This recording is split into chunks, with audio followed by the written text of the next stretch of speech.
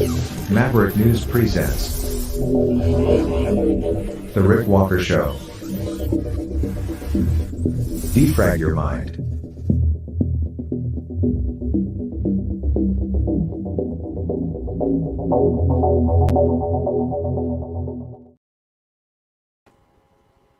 Good evening, Maverick family and new viewers from all over the globe. Great to have everybody here again tonight. And as usual, many things to discuss.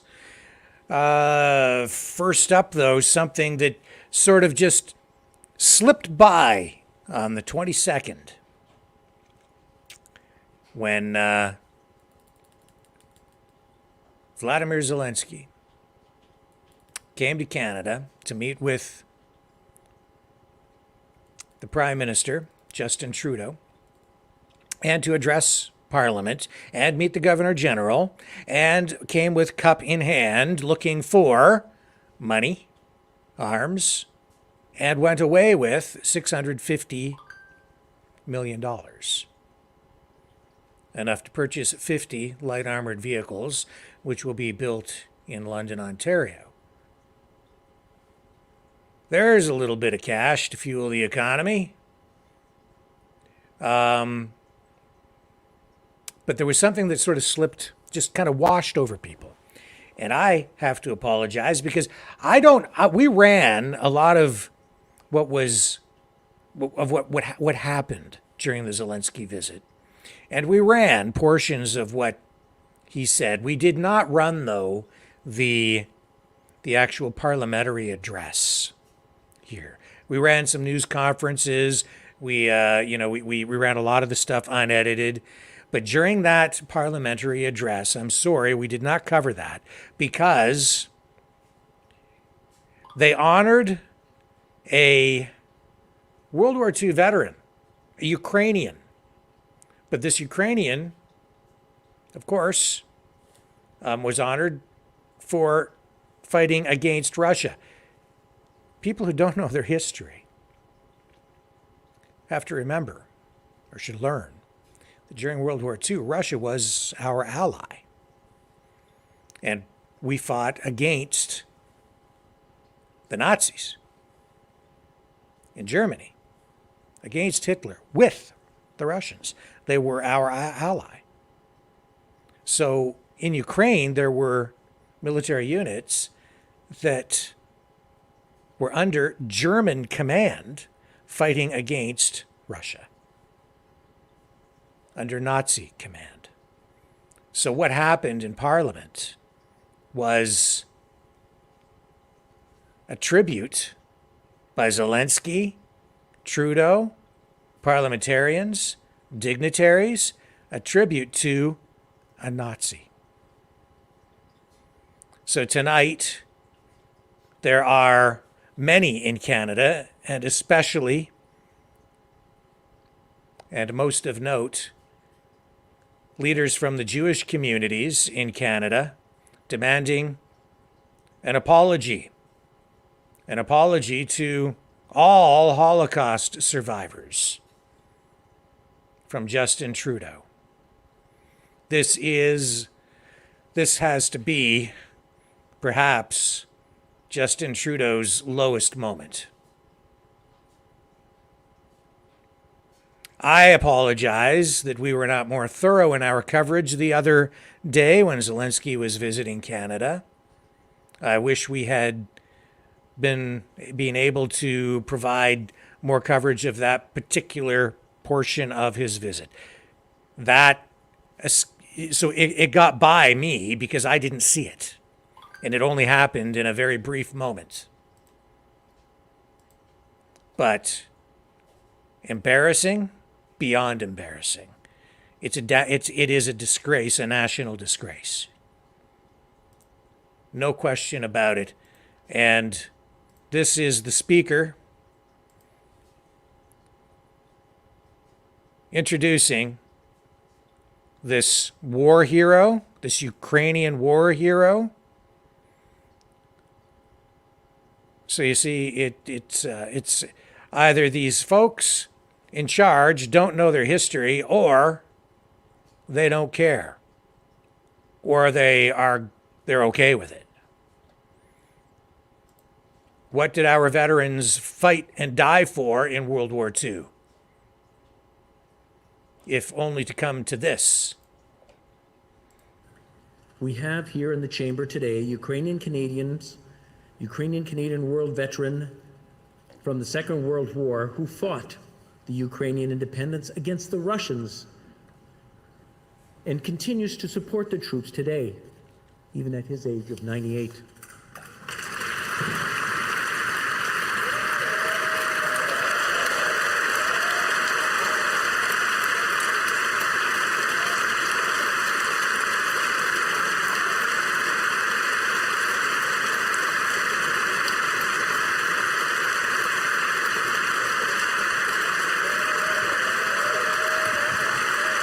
Standing ovation from the entire house. His name is Yaroslav Hunka. And I was going to say he's in the gallery, but I think you beat me to that. But I'm very proud to say that he is from North Bay and from my riding of Nipissing-Temiskaming.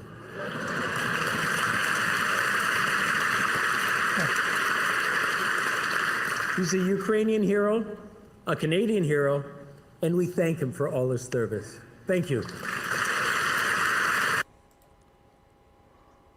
Okay. Oh, boy.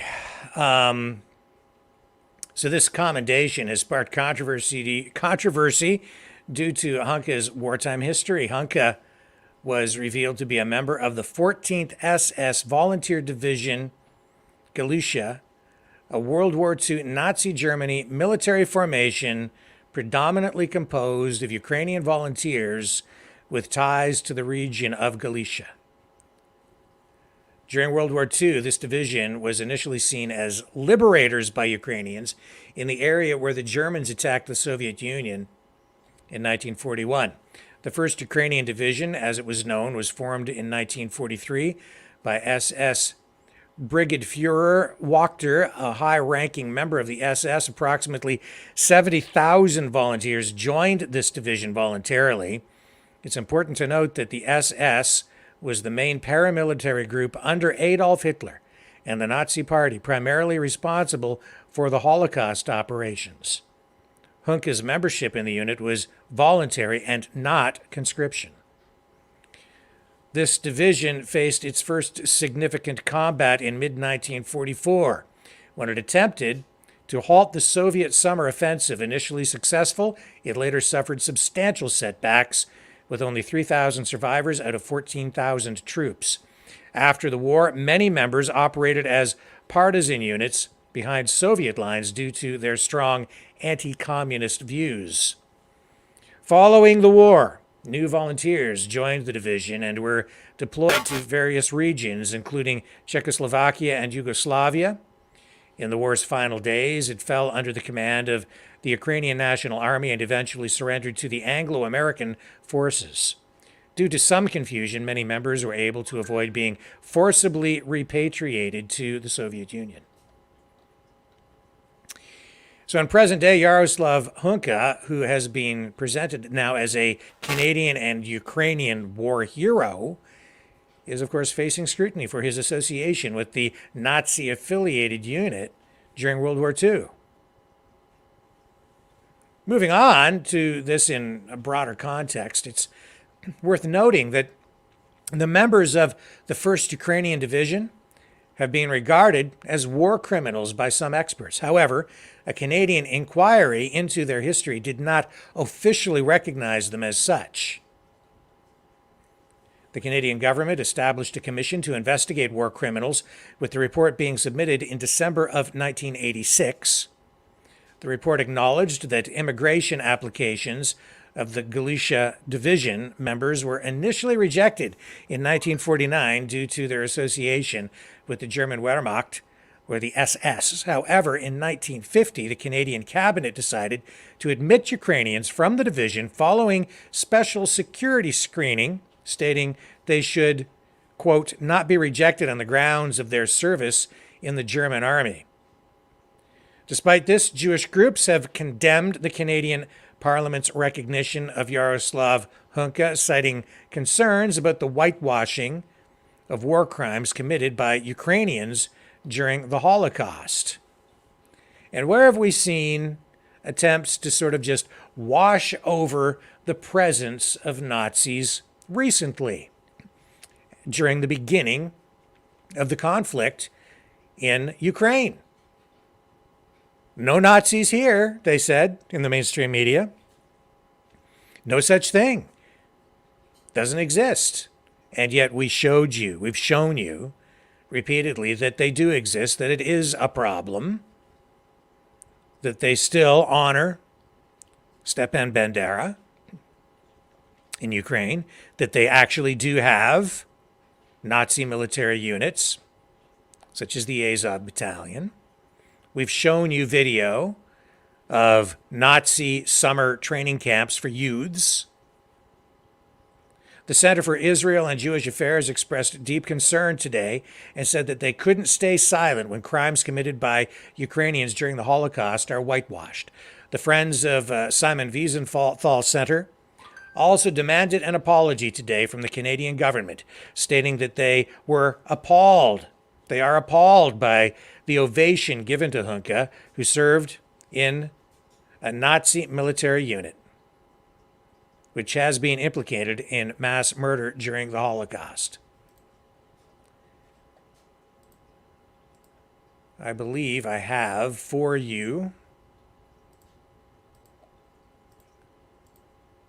the statement directly from the Simon Wiesenthal Center.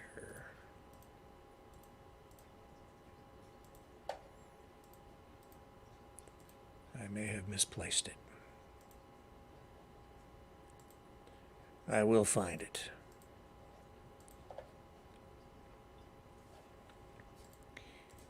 Needless to say, this has erupted into a firestorm. I can also tell you that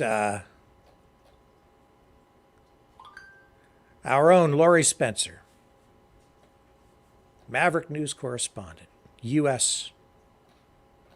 Maverick News correspondent, was among the very first, in fact, she may have been the first, I don't know, but she absolutely was among the first to report this story. She sent it to me early on. Here we are. Here's the Simon Wiesenthal Center for Holocaust Studies. Here's their statement. Let's take a look.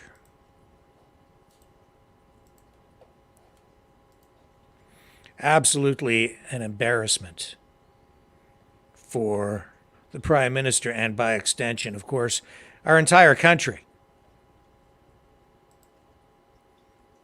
Here it is. Friends of Simon Wiesenthal Center is deeply disturbed, it says here, over the Canadian Parliament's recognition of a Ukrainian veteran who served in a Nazi military unit during the Second World War, implicated in the mass murder of Jews and others. FSWC is further outraged that parliamentarians in the House of Commons gave a standing ovation to the former soldier on Friday.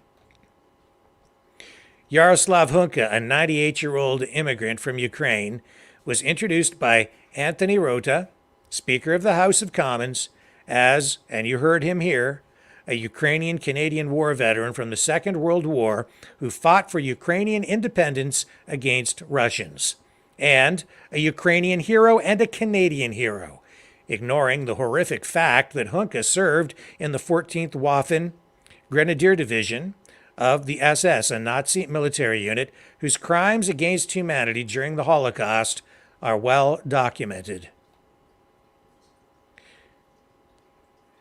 And here it is in quotations. FSWC issued the following statement. The fact that a veteran who served in a Nazi military unit was invited to and given a standing ovation in Parliament is shocking. At a time of rising anti-Semitism and Holocaust distortion, it is incredibly disturbing to see Canada's Parliament rise to applaud an individual who was a member of a unit in the Waffen SS, a Nazi military branch responsible for the murder of Jews and others, and that was declared a criminal organization during the Nuremberg trials. There should be no confusion. This unit was responsible for the mass murder of innocent civilians with a level of brutality and malice that is unimaginable.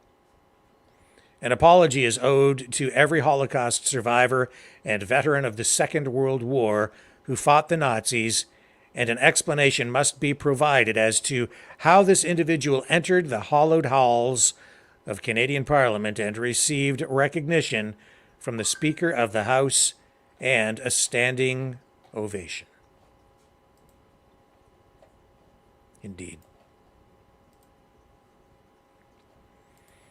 Here's Zelensky arriving to be greeted by Justin Trudeau. Just to give you a bit of a replay on how all of this happened. We stand here absolutely united in our defense of democracy. This is actually, a promo video that Trudeau released immediately following Zelensky's visit to Canada, where again he was given $650 million of Canadian taxpayers' money to continue this bloody war in Ukraine. We stand here absolutely united in our defense of democracy and our condemnation of Vladimir Putin's unprovoked, unjustified, and unconscionable invasion of Ukraine. Aiuinata Canada, aiuinata Ukraine. Slava Ukraini! At each meeting, Canada was clear, as we always are, that we will stand with Ukraine with whatever it takes for as long as it takes. And today, we're backing up this commitment with further support. We are shifting our approach to provide multi-year assistance, ensuring Ukraine has the predictable support it needs for long-term success. On vient de signer un accord de libre-échange qui soutient le développement économique de l'Ukraine et donne aux entreprises canadiennes un accès privilégié qui va créer des emplois. Meanwhile, we're continuing to impose costs on Russia and ensuring that those responsible for this illegal, unjustifiable invasion do not benefit from it. Pour aider les communautés, on soutient également la reconstruction des infrastructures locales et on aide les agriculteurs qui ont été perturbés par les actions de Poutine. Canada's support for Ukraine is unequivocal and always will be. An ocean might separate our nation, but the main thing that there are no walls between us. Vladimir, in Canada, you will always have a partner, and in Canadians, you will always have friends. Slava Ukraini. Героям слава.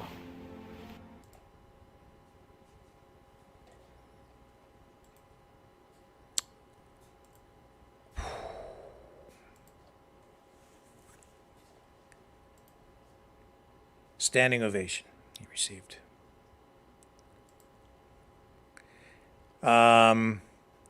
Here's another look at that standing ovation with a closer look at Yaroslav Hunka himself. 98 years old, but not frail. Still quite healthy. And still has, all of his faculties. Zelensky's speech received at least a dozen standing ovations. There was also one for this man, a 98-year-old Ukrainian Canadian who fought for Ukrainian independence against the Russians during the Second World War. Zelensky's speech received at least a dozen standing ovations. There was also one for this man, a 98-year-old Ukrainian Canadian who fought for Ukrainian independence against the Russians during the Second World War.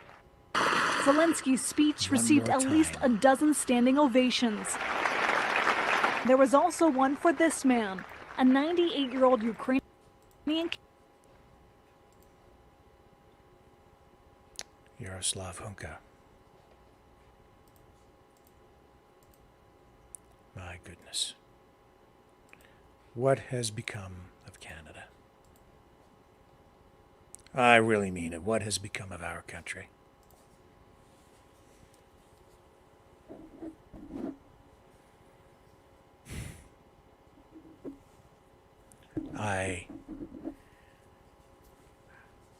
I'm not going to join the chorus of people who just want to rip into Canada. I'm going to editorialize here for a bit, okay? I love my country. I love Canada. I want to preserve Canada. I'm a conservative. That means I want to conserve what we have, the good things, and improve upon what we have and what we had. I want to fix what has gone wrong. So let me state that up front. I don't want this country destroyed. I don't want it torn down. I don't want our system of government replaced with something else. I believe the system can work. I think that it has shown, we've learned in the last 3 or 4 years, that it works all too well, that change is entirely possible when someone takes control, when someone is elected.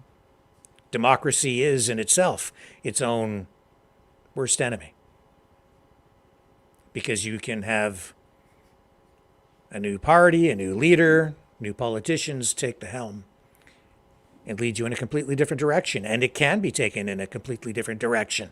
The country has been taken in a completely different direction over the last decades. But this is not what Canada is supposed to be. Indeed, I would submit that Canadians don't even know what the hell this war is about, because our education system has failed us all. And so few people know anything about history. So few people understand what's going on politically. And they are frustrated. People don't know what to do because they don't understand the system, because they haven't been taught about the system. They really don't understand it. And many people are falling victim to snake oil salesmen who want to rip it apart.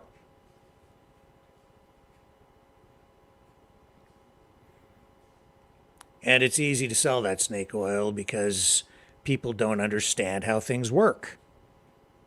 So when someone comes along and says, I have the solution, or I'm a politician you can trust, or I'm a fixer, just follow me, it's quite easy to lead some people astray. Make no mistake, some people are simply seeking power. All that being said, I'm disgusted by what our Prime Minister has done again. He's embarrassed this country. He is no longer fit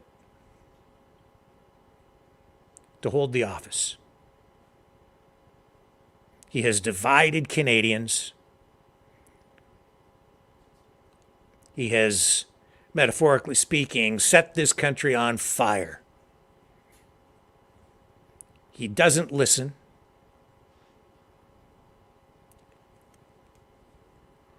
He doesn't know how to deal with genuine opposition or criticism. So he ignores and then crushes. And it's not acceptable.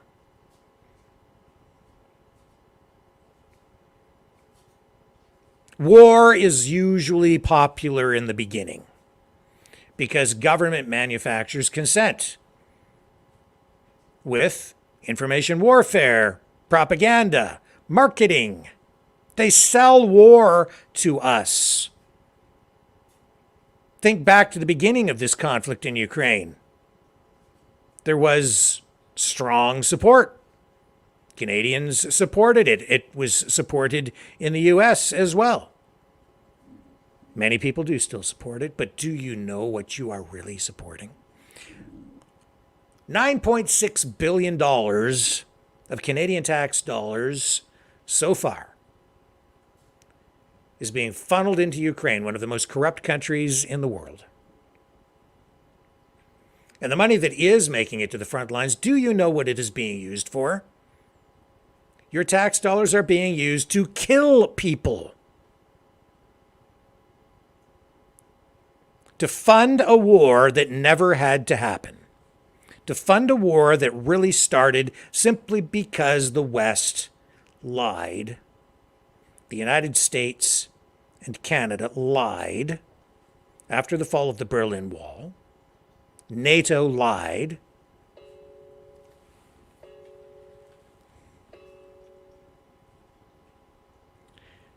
Hang on just a moment. I have an important call coming in. Let me just mute this microphone.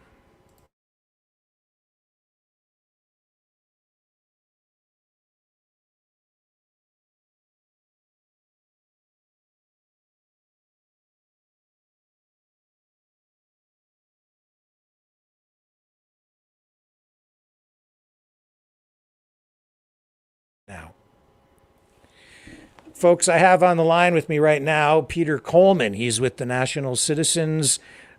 Sorry, Peter, can you tell people what your position is exactly? I'm president of National Citizens Coalition. Okay. And today, your organization and you issued a media release regarding this, I'll call it an incident in Parliament with Yaroslav Hunka. Can you explain what was in your media release? What's your position on this?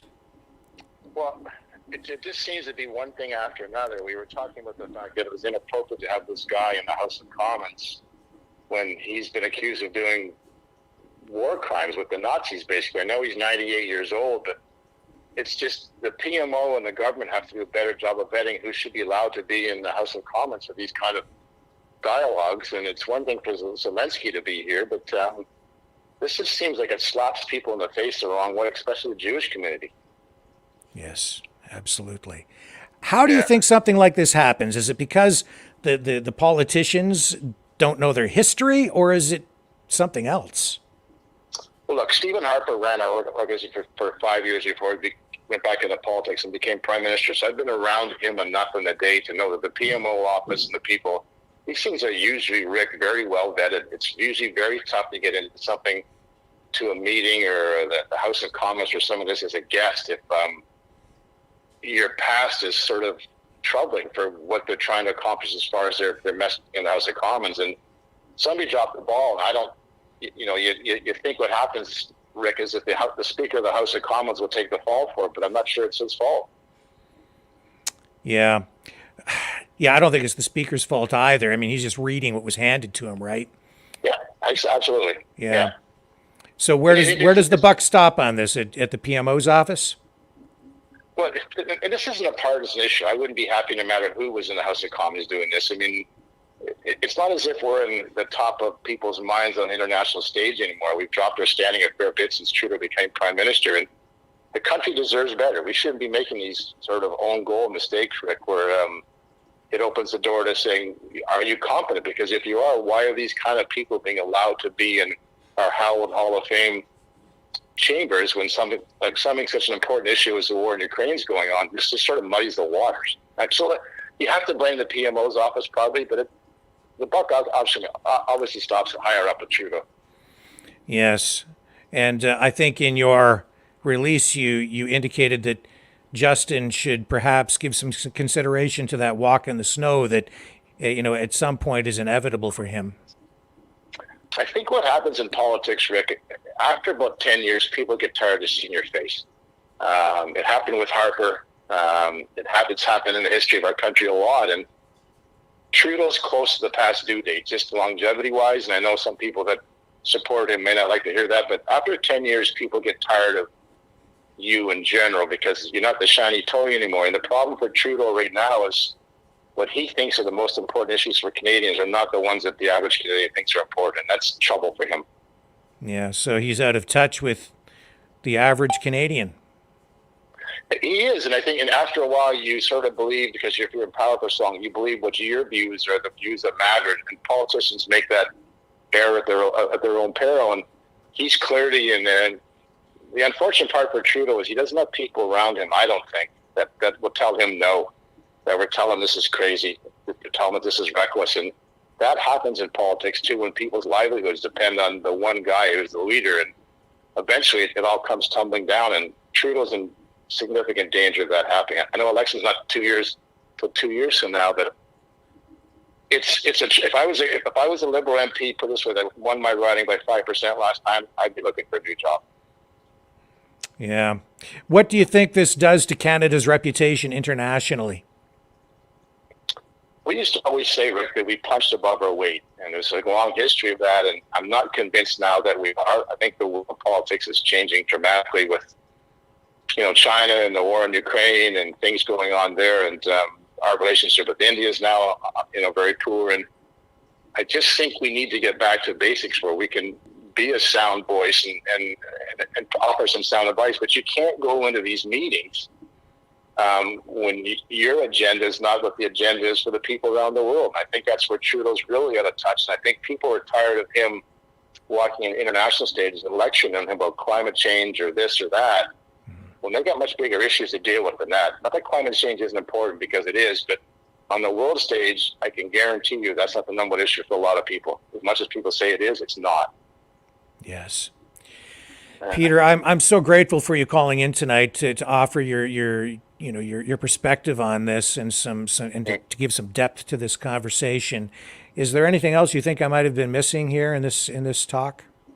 No, I just wish we were getting better from our politicians across all stripes. I mean, this is not as disappointing, as I said, an own goal. It just doesn't need to be happening. And everything we do seems to be diminishing our stuff on the international stage. And you just hope as a Canadian that it'll stop sometime soon, but you don't get the comfort when these things happen. It's going to happen anytime soon. Yeah, I guess another important thing is, and this is what I was trying to get at just before you called. I love our country, and I think we still have to have faith that, things will work out. We will have elections. This will pass, but it absolutely needs to be addressed.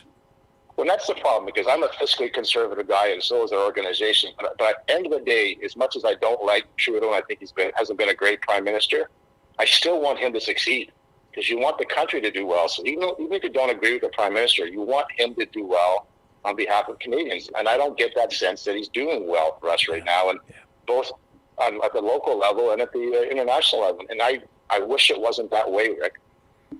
I agree, sir. I certainly do. Yeah. Peter, is there anything else you would like to add? I'm good. I appreciate being on your show, Rick. Thank you so much for calling in tonight. Very helpful. I really appreciate it. You take care. Have a good night, Rick. You too. Bye for now. Bye-bye. Excellent call. Truly appreciate that. And folks, with that, I am going to take a brief break and we will come back. And we do have other news to talk about tonight, so stay with me. More right after this.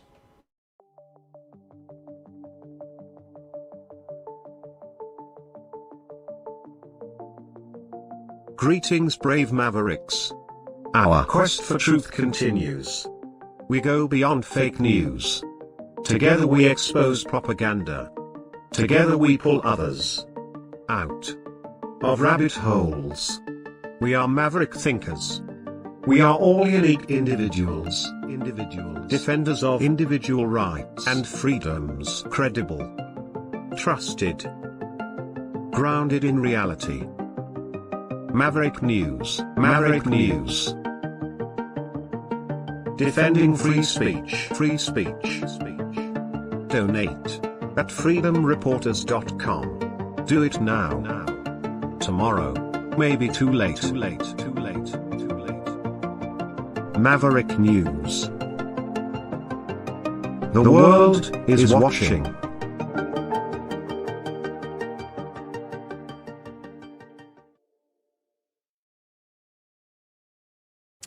And we're back. So, another aspect of this story is the money, $650 million additional dollars heading to Ukraine following Zelensky's visit. And as I was saying, a lot of people don't really understand where the money is going. And war, in the beginning, often very popular, but over time, as the reality of war becomes apparent, the death, the debt, the destruction, it becomes less popular. And that seems to be what is happening. As you can see from tonight's headlines circulating, like this one, utterly repulsive. Canadians divided on Justin Trudeau's $650 million aid to Ukraine. The tone of the coverage in the media is absolutely changing. This Yahoo News article, and it says here, Canadians were divided on social media following the federal government's recent announcement that it would be sending hundreds of millions of dollars in aid to Ukraine. And it's true. And I think that this shows that, again, Justin Trudeau is out of touch. Now, I understand that Canada, being a country that lives on the doorstep of a superpower, the United States, we have to sort of go along to get along and go along to survive. So if the United States goes to war, we're usually there in lockstep with the U.S. However, it takes a strong leader to stand up and sometimes be assertive in the face of a dominant power. And all I'm saying is, has anyone given peace a chance? It would be a whole lot less expensive, a whole lot better for people. If you truly cared about Ukraine and the people there, wouldn't you be pursuing peace? And we've seen opportunities come for peace along the way that have been simply rejected and even undermined. So I'm getting tired of it, and this is me editorializing again. This is my opinion. I'm getting tired of this. I don't think there's any need for this. I don't think the war needed to happen. This is NATO expansionism. This is what this is what it is. And Canadians, for the most part, I think viewed this like we have viewed all of these kinds of wars since World War II. Oh, it's just another war over there. We don't have to worry about it too much. Maybe one of the exceptions would be Vietnam. But even there, during Vietnam, people were divided. It was more popular in the beginning. Over time, it became very unpopular. I think that's where we're heading right now. And I think that Justin Trudeau, his days are numbered. Politics is a strange thing. And there could be quite a long period of time before we get to the next election. So he could have some time to recover, but he has to be at his lowest point right now. All that being said, I still believe in the country. And I agree with Peter. I would like for our government to succeed, but it hasn't been succeeding. And we need better. We need to demand better. And we deserve better. The world deserves better. The world needs better. The world needs us to participate and lead by example and to help. Blowing things up does not help people.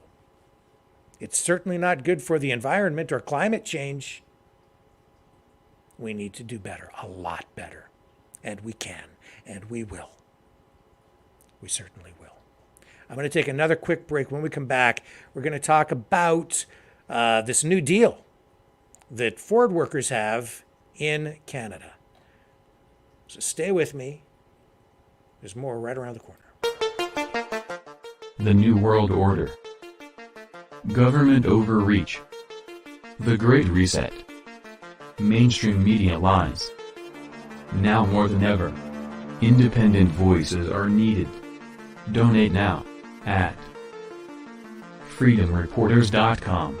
That's freedomreporters.com. Maverick News. The antivirus program for your mind.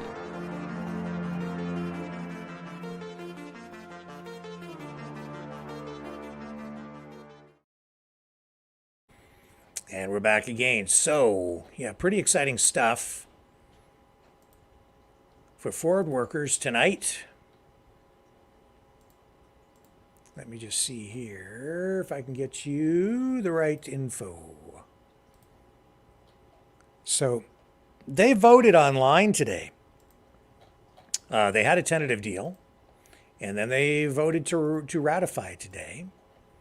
And Ford workers did here in Canada. Now, it's a different story in the U.S., okay, where, okay, here's where we've got strike actions going on down in the United States. But here, strikes so far have been averted. Ford was targeted first by Unifor. That's the way the union works here. They'll target one of the major automakers first, Ford in this case. They'll strike a deal there. They'll get that deal done.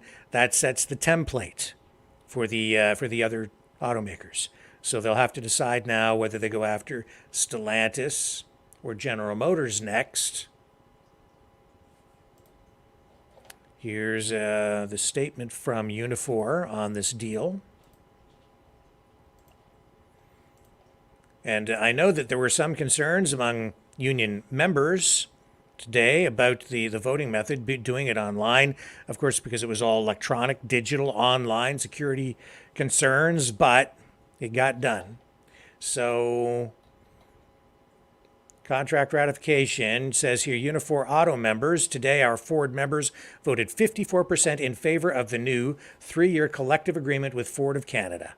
It says here, your bargaining team pushed Ford of Canada on every front to deliver a contract that fundamentally transforms pension plans, provides protections during the EV transition, and includes the highest wage increases in the history of Canadian auto bargaining. And that is true. I've never, ever seen a deal this sweet in all the years that I've covered news, labor, the labor beat, which, I did cover for some time, and certainly the auto industry, I've always been, as you know, keenly interested in, and I've never seen a deal like this.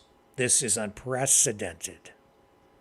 It says here, we know this is a challenging time for all workers, and this agreement tackles the affordability issues so many face today. For example, a Ford worker with 1 year seniority will move from $25.75 to $46.13, including the forecasted COLA, or cost of living adjustment, by the end of this 3-year collective agreement, a wage increase of almost 80% in addition to a $10,000 signing bonus.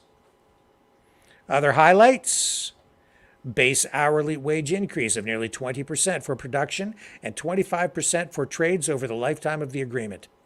By the end of the 3-year agreement, a top-rate production assembler will be paid, get this, $44.52 per hour, in addition to a forecasted $1.61 cost of living allowance, a total of $46.13. A journey person, skilled trades worker, will be paid, wow, $55.97 per hour, in addition to a forecasted $1.61 cost of living allowance, a total of $57.58 per hour. General wage increases in each year of the agreement, with 10% in year 1, 2% in year 2, and 3% in year 3. Wow, that's pretty sweet. Hourly wages for production workers at Ford of Canada is now $11 per hour, 35% higher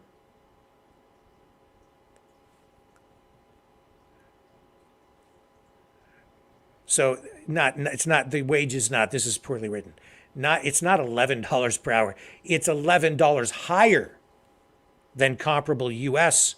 auto workers at Ford. Reactivation of the cost of living allowance also provided in this contract. Wage progression reduced from 8 to 4 years. Start rate for temporary part-time and production workers increasing from $24.26 to $29.67 an hour, increasing to $30.26 within a year, and $31.16 by the end of the agreement. Pretty sweet. $10,000 productivity and quality bonus for full-time employees, $4,000 for temporary part-time. Wow! Sign me up. Improvements to all pension plans. Increased defined benefit basic monthly benefit rate from $68.60 to $73.60 for production workers, and from $81.60 to $87.60 for skilled trades. Wow.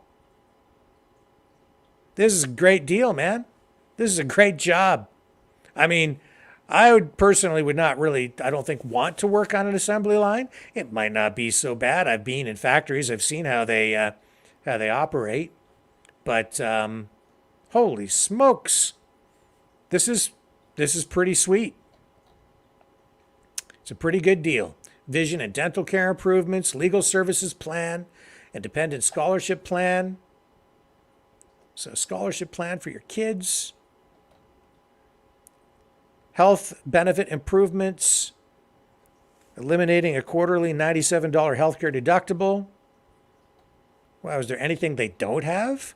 556 retirement incentives at $50,000 each. 2 new paid holidays, Family Day and National Day for Truth and Reconciliation. So they're paying them paid 2 more paid days off.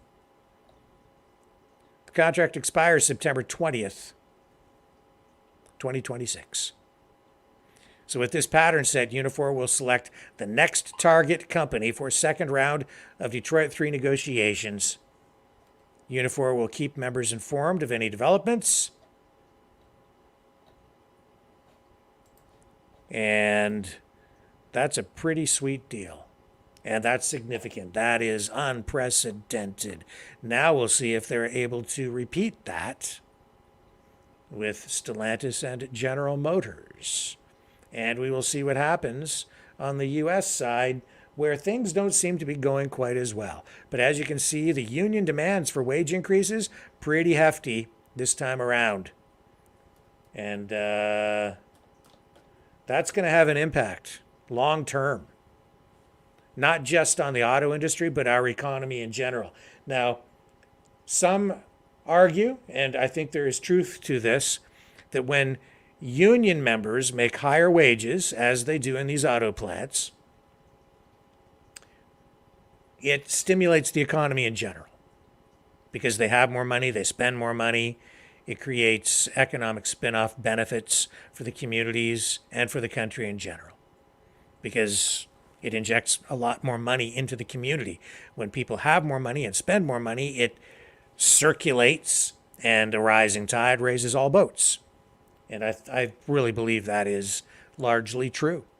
That being said, it will also continue to fuel inflation to some degree because when you have more dollars chasing the same number of goods, it increases the price.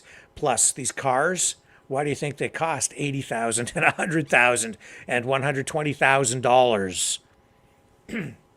It's because the auto companies have to pay these high wages.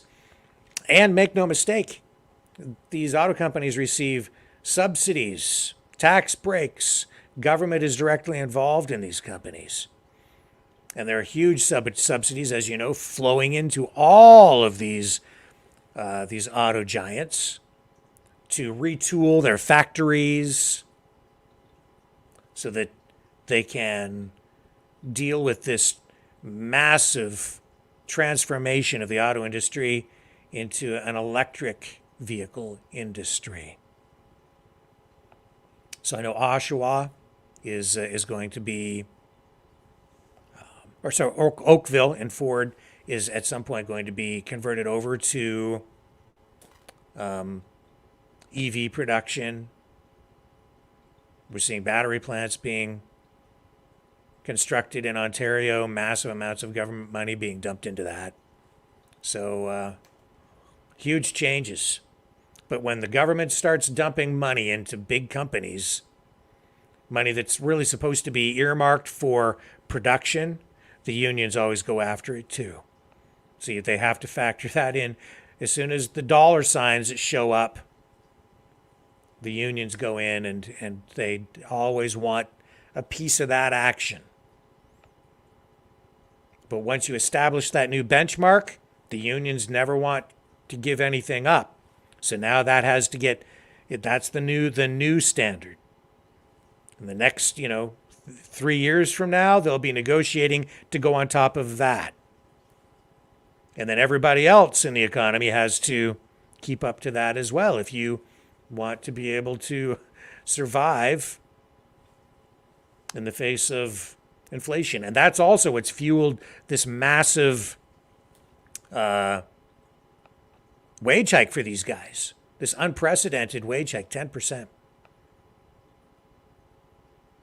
It's inflation. So, of course, the unions went in looking for a lot. I think they were initially looking for 21% on this side of the border. And they're looking for similar kinds of increases on the U.S. side as they deal with these strike actions. So all of that is huge news tonight. Don't go away. More ahead right after this.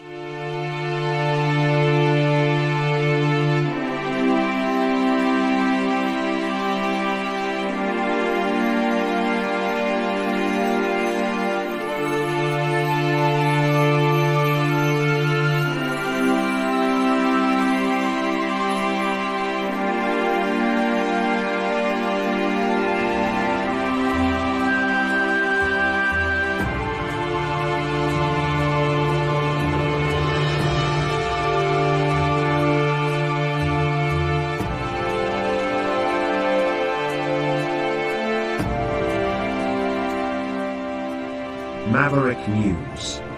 The world is watching.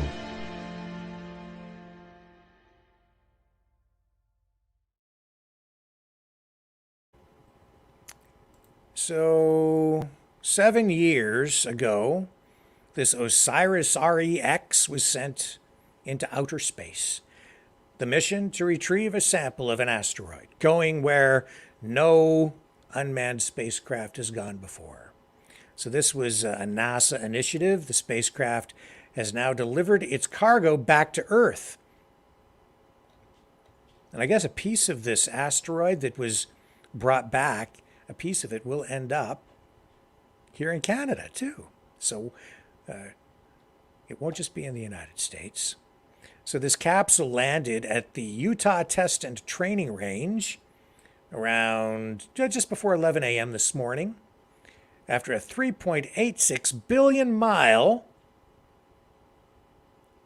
journey. So let's check the thread on Twitter, whether we have a bunch of videos here. So we'll start here to show you what this looks like today as this spacecraft returned home to Earth. It has come home. Home, home, home. This reminds me of the first Star Trek movie, Voyager. Voyager! Okay, here it is. B-57 doing DDL milestone, we have touchdown. I repeat, DDL. SRC has touchdown. And touchdown of the OSIRIS-REx sample return capsule. A journey of 1 billion miles to asteroid Bennu and back has come to an end, marking America's first sample return mission of its kind and opening a time capsule to our ancient solar system. Dun, dun, Unofficial dun, dun, touchdown time, 8:52 a.m. Mountain. And the team can now breathe an immense sigh of relief. We now have the sample return capsule, the SRC, containing pieces of the asteroid Bennu. You see the reaction there just moments ago as they got that sample back on the ground.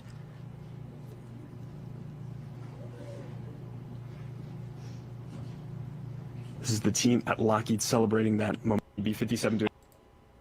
Pretty cool. Pretty cool. And then here's the team scooping some stuff up from it. Let's take a look at this. Okay. Well, I'll go to this video next. All right. Here we go. Looking good. The right of it, a little bit below, is our parachute. It appears to be resting on the surface. We're getting a zoom in now from our... And then just to the right of it, a little bit below, is our parachute. It appears to be resting on the surface. We're getting a zoom in now from our NASA helicopter. And you can see now the SRC. At last, we have a visual of it on the surface of the Utah Test and Training Range. I'm sure that is a pleasant sight for the team to see. Interesting. I think we've got another one here. With these guys checking things out on the ground. Let's take a look at what that that spacecraft actually looks like. Here we go. Doesn't look like Voyager. Do you remember what Voyager looked like? That thing had like a disc on it and a record and it had music.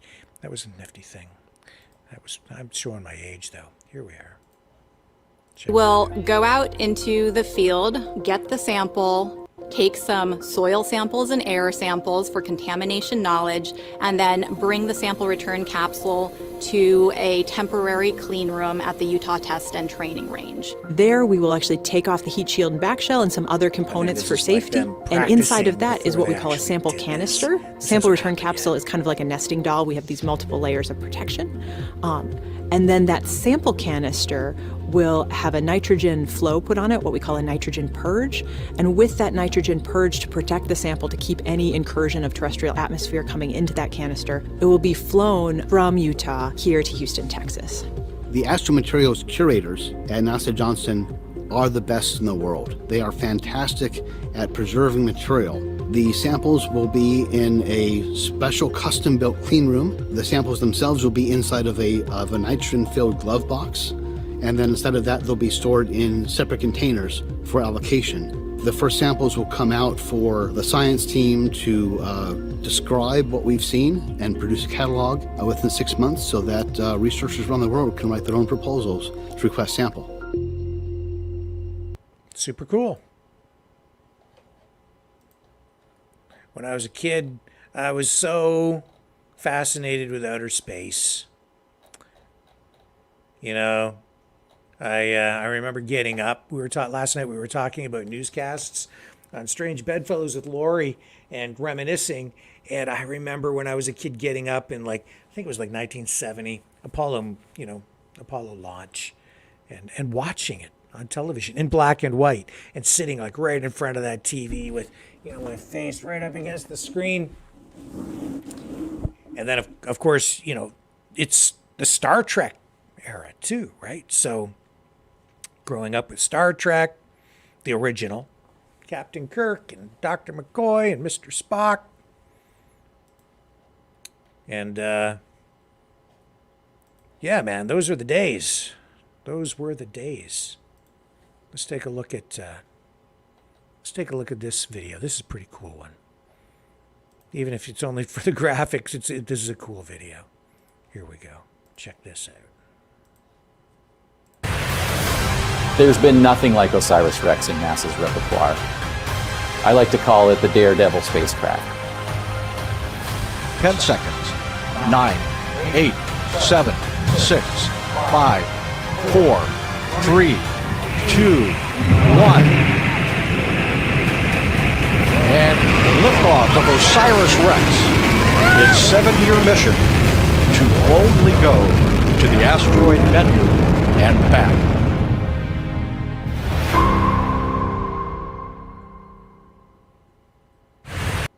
And it came back. Success! Success! It's alive! Awesome. Let's take another break. I'll come right back. Love that stuff. Hang on. Which one do we want to run? How about crickets? We are Mavericks. We say no to the Trudeau and Biden New World Order. And to bugs. Because bugs are creepy and gross. And people should not eat bugs. Maverick News. The world is watching. Hey, no! It's too bugs!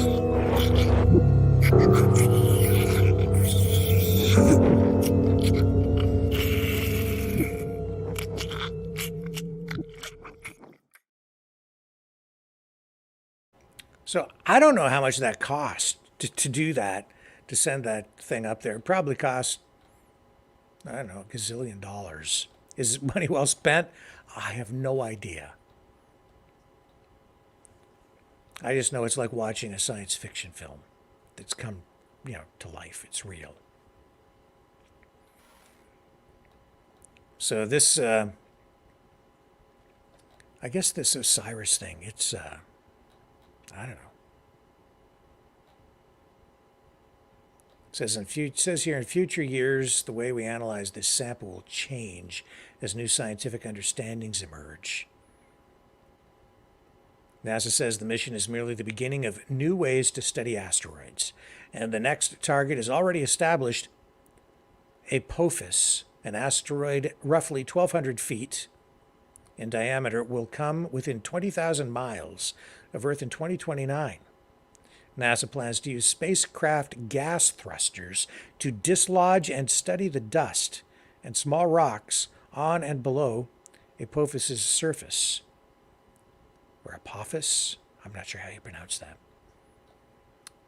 Never been there.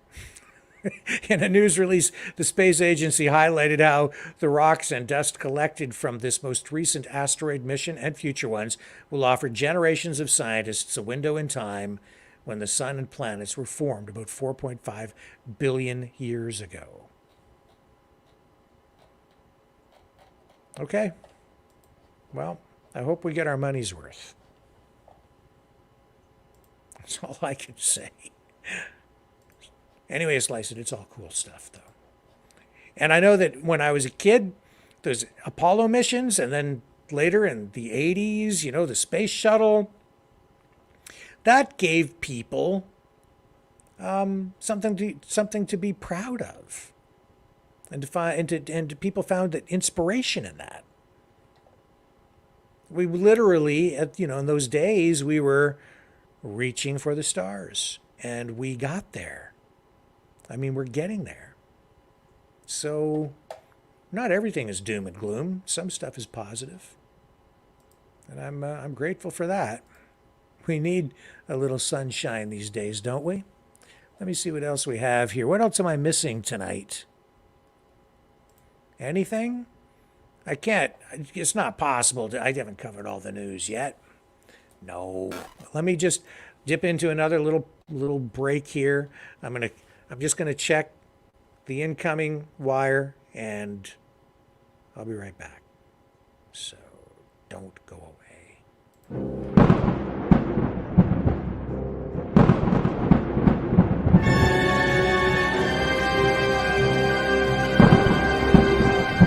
Fear not the storm, for truth is on our side. Maverick News. The world is watching.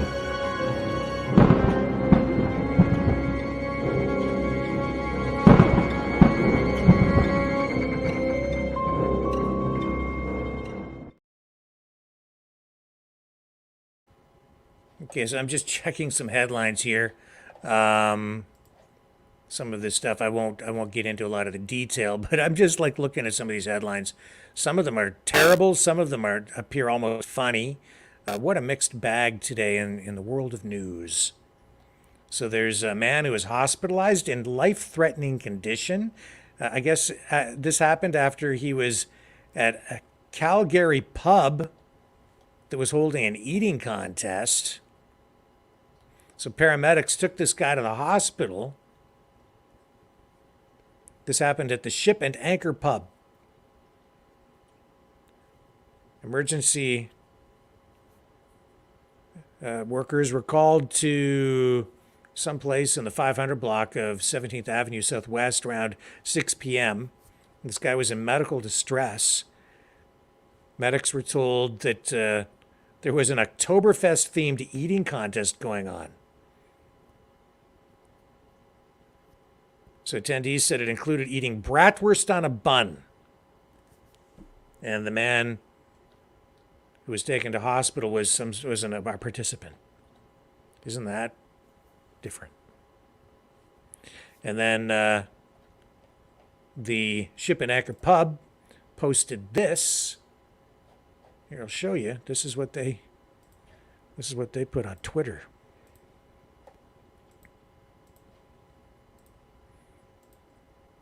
Too much bratwurst. Here it is. A statement from the pub. Tonight, one of our customers suffered a serious medical event. The incident was traumatizing for everyone involved, and as a result, we have decided to shut the pub for the remainder of the evening. We apologize if you have been inconvenienced by this decision. We will open tomorrow at 9:35 a.m. The Ship. Well, certainly wish the person who was taken to hospital well.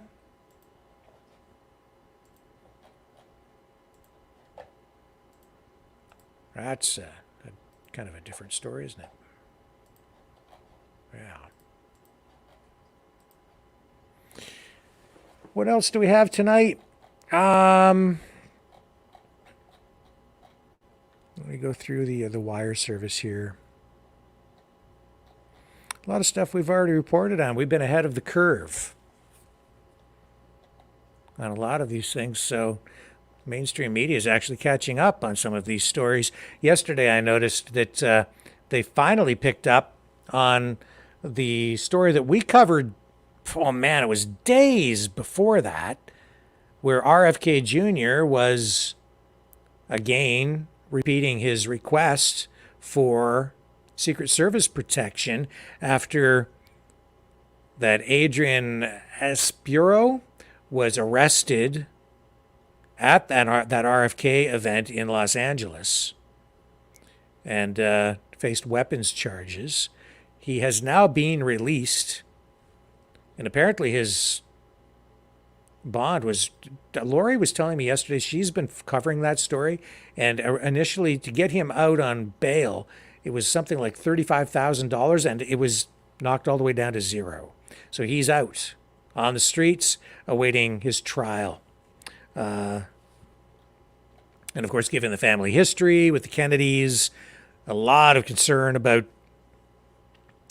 security for RFK Jr., but it took days for the mainstream media to even report on the Secret Service protection issue after that incident out in LA. Yeah, so we already got that. And here we go. Here's a murder charge now laid in the killing of that British Columbia Mountie.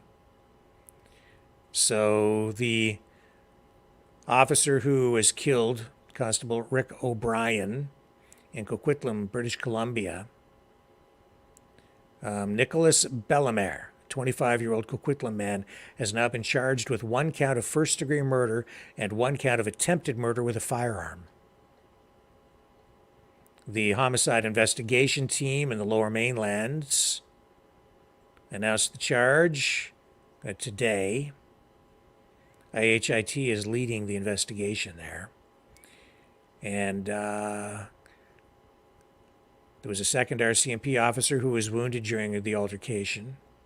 The officers were executing a search warrant related to a drug investigation, which originated in Maple Ridge, the Maple Ridge area. A third officer was also injured during the incident. The 2 wounded officers were taken to hospital. They've been released now. The suspect was also shot and wounded during the incident, and there was video, which I think we showed you that, of the suspect being taken away. So this first-degree murder charge, well, it's applied to all killings of police officers under the criminal code. Doesn't matter if the intent was premeditated, if the action was premeditated or not, doesn't matter. If you shoot a cop and kill a cop, you will be charged with first-degree murder. And I can tell you, there's probably going to be a conviction. So that will be something we will try to keep you updated on. But it'll be a little while before he goes to court and the trial commences. But he is in custody, so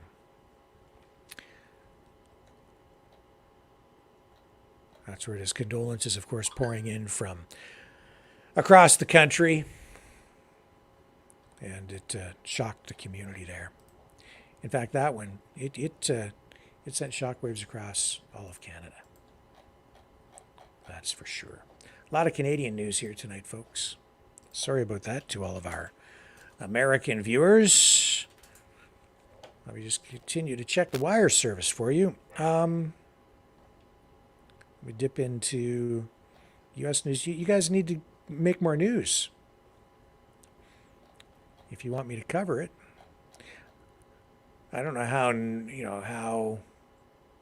Oh, here's this. Okay, this is on the U.S. side now, and let me see if I can find an MSM equivalent story as a result of this newswire.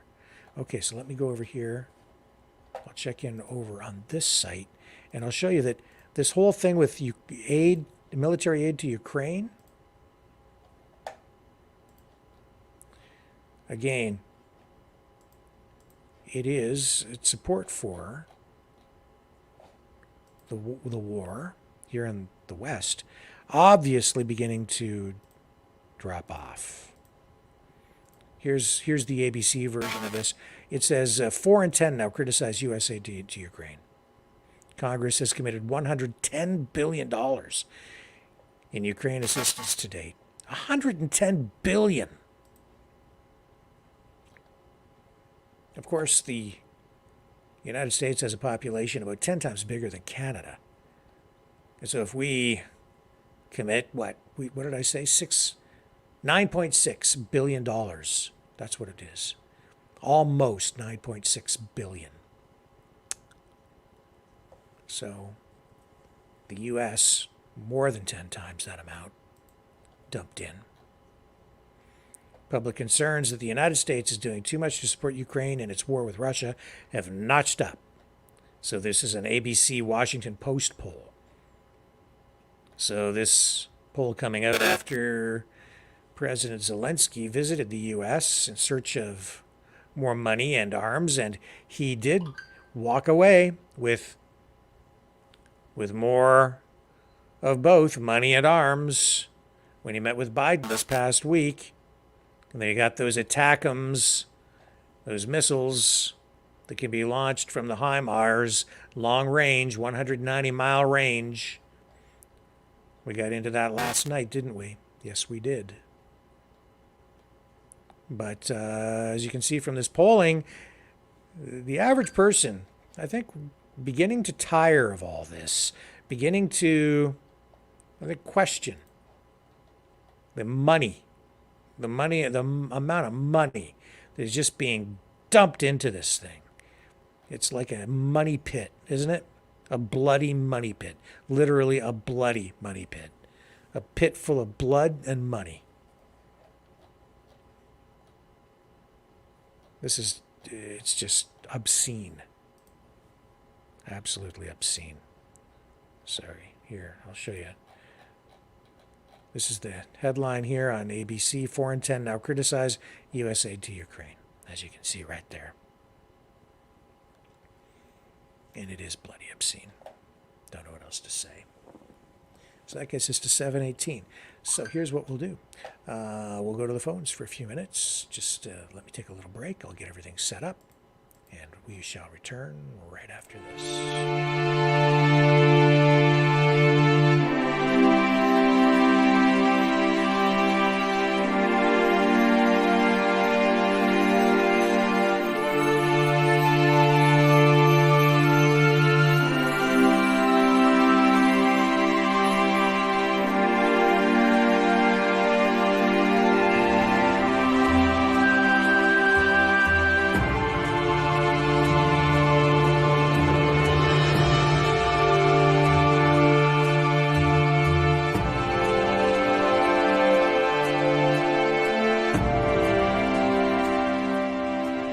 Maverick News. The world is watching.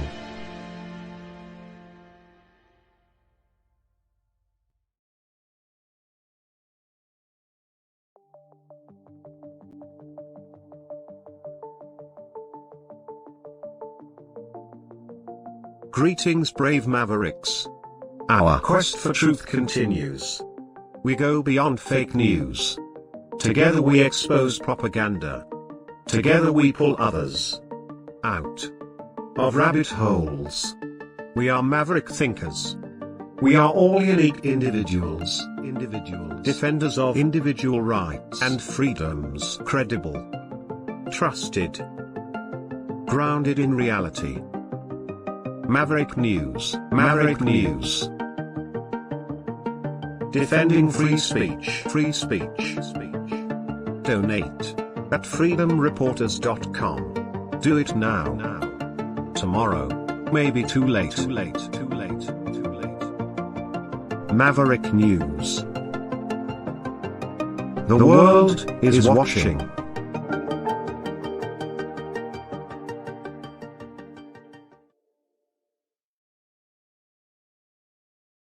Okay, so hang on, I'm just going to have to click a few buttons here in order to get this phone line activated. As you know, I am the jack of all trades around here. I not only sit here and try to act like a supermodel for you, I also produce stuff. I have to produce the show, so I have to click buttons. And that is what I am doing. Those buttons are now clicked. Let me just run the number here for you to call so that you can join the conversation tonight.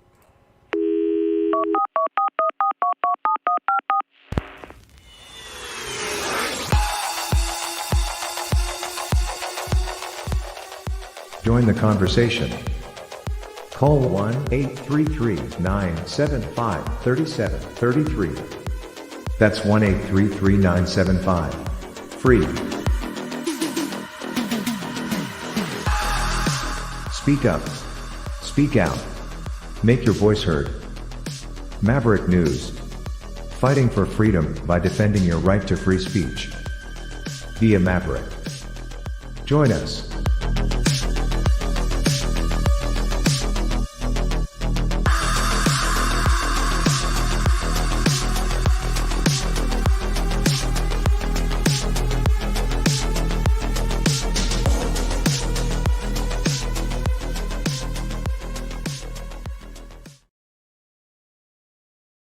Hey, we're about ready to rock and roll with the phone calls, but if you want to support the channel, and we need your help, it is the end of the month, and folks, I don't mind so much sitting here doing stuff for free, but it would be a whole lot better if I didn't have to dip into my wallet to cover the bills. Help me pay for the phone system. freedomreporters.com. You can donate over there. And we've got other expenses too, as you know. But if you can't afford it, then don't send any money. If you're, if you're really, really tight, if you're on a fixed income, blah, blah, blah, no. I'll set up a tin can telephone with a string if we need to. But if you can, please help, because I don't want to go to the tin can telephone. freedomreporters.com. MaverickDonations.com. Those are the two URLs. Also, you can donate over on Rumble and the Rumble Rants. Works just like the Super Chats. Some people do donate that way. But those two URLs, that's the best way. Please like, share, subscribe, and let's go to our first caller of the night. Here we go. Hello. Who do we have on the line? Hello. How are you? I'm fine. Is this Chris?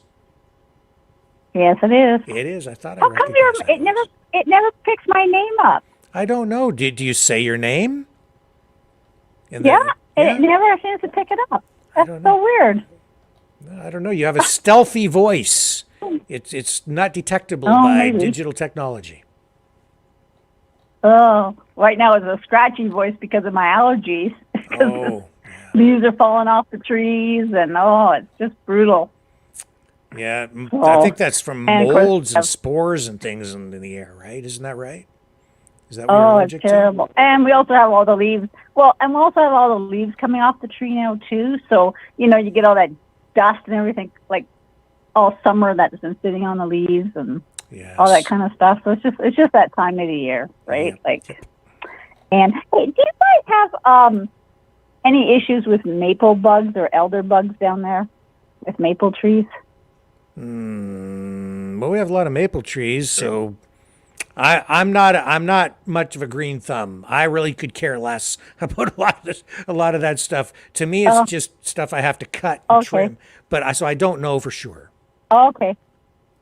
Okay, no, because we have a really bad infestation in town here of these maple bugs, and for some reason this year they're worse than ever. So right now they're all trying to get into people's homes.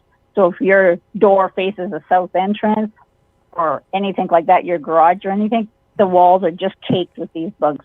Is that Stumps right? on trees are just completely red. Oh, they're just disgusting. You spend all day out there trying to kill them. You kill 100 and 100 more show up. Oh. It's just brutal. I'm hoping we need to get some cold nights to kill them off, I think is what we need. I just wondered if you guys had the same problem down there, if anybody was having problems. I have a gigantic maple tree in my backyard, and okay, I haven't seen any bugs, but I don't really look that close, so it seems healthy. Oh well, you'd see them. They fly around, and they're all red, and then there's black. The bigger ones the adults are black with red markings. So, and then they'll huddle together, like thousands of them will all huddle together in these big clumps all over the ground and on trees. No. It's just, it's gross. It's really gross. Anyways, that's not what I called to talk about. But anyway. Before you talk about what you want to talk about, I want to talk about ladybugs. Because you know what we have around here? Okay, I love ladybugs. Yeah, well, we have way too many ladybugs around here.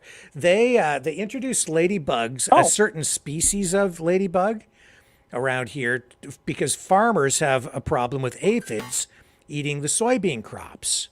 Okay. So they brought these ladybugs in. They imported them, and they've released them, and they eat the aphids. But now we have so many of these things, they come to visit, right?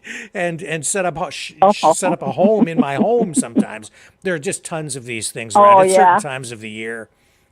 So that's what we have. Oh wow! With. For me, it's a problem. For the farmers, it's a blessing.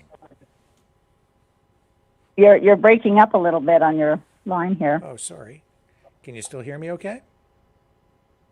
Yeah, there you go. Okay. Yeah, just weird for a second there. Anyways, I think, first of all, Solinsky, he just I can't even stand that guy, and he comes over in his fancy to do plane, wanting a handout, and of course Trudeau. $650 million. Do you know how far that can go to help Canadians with housing and all that kind of stuff? Yeah. I'm sorry. This money's got to stop going over there. They got to stop funding this war because, like you said, it's blood money. Yep. It's blood money. It's got to end sooner or later. And I mean, that guy in the parliament there I wanted to ask you, is it just the Liberals that were in the House when Solinsky was in there, or was it all of them, like the NDP Conservatives? Were all of them in the House? All of them, yeah. Yeah, all of them. So there you go. So that means, there you go. There's our answer. So that means they all stood up and gave that guy an applause. Well, my dad fought the war, and I'm going, for what now? For what?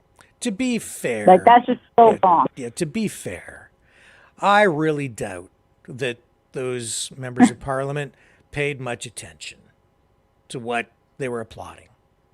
It's all on the agenda, and it was one small moment in a day-long event, right? And then they're in there, they're like seals, they just applaud for everything, right? You know what I'm saying? They probably didn't even notice. And I mean, I didn't have the full agenda. We didn't run that portion of the events that day on our program. So it got by me. I didn't know about it. And then I didn't hear about it until today either. Right. So I think it slipped by a lot of people, most people, because it was just a brief thing, but significant, right? Yeah. Yeah. Very. I mean, every day he's doing something to just embarrass Canada more and more.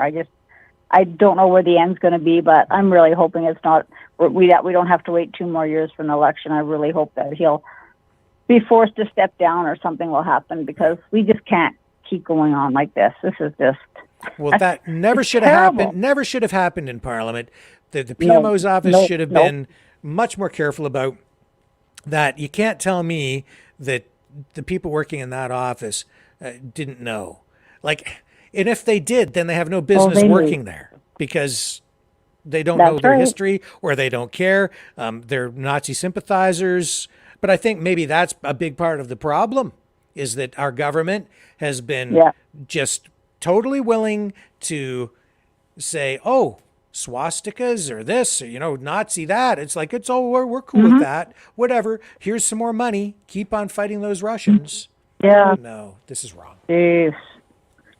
I mean, why doesn't he just sell his big fancy jet and buy his own friggin' weapons? You'd think that with all the money we've been giving him, Zelensky would come up with a better wardrobe. Yeah. You'd think he'd at least put a tie on. But, yeah. To get the money. He comes in his war uniform. Yeah, I know. It's like, oh my God. Always. I know. He's always dressed and then like they're hugging each other. Yeah. Yeah.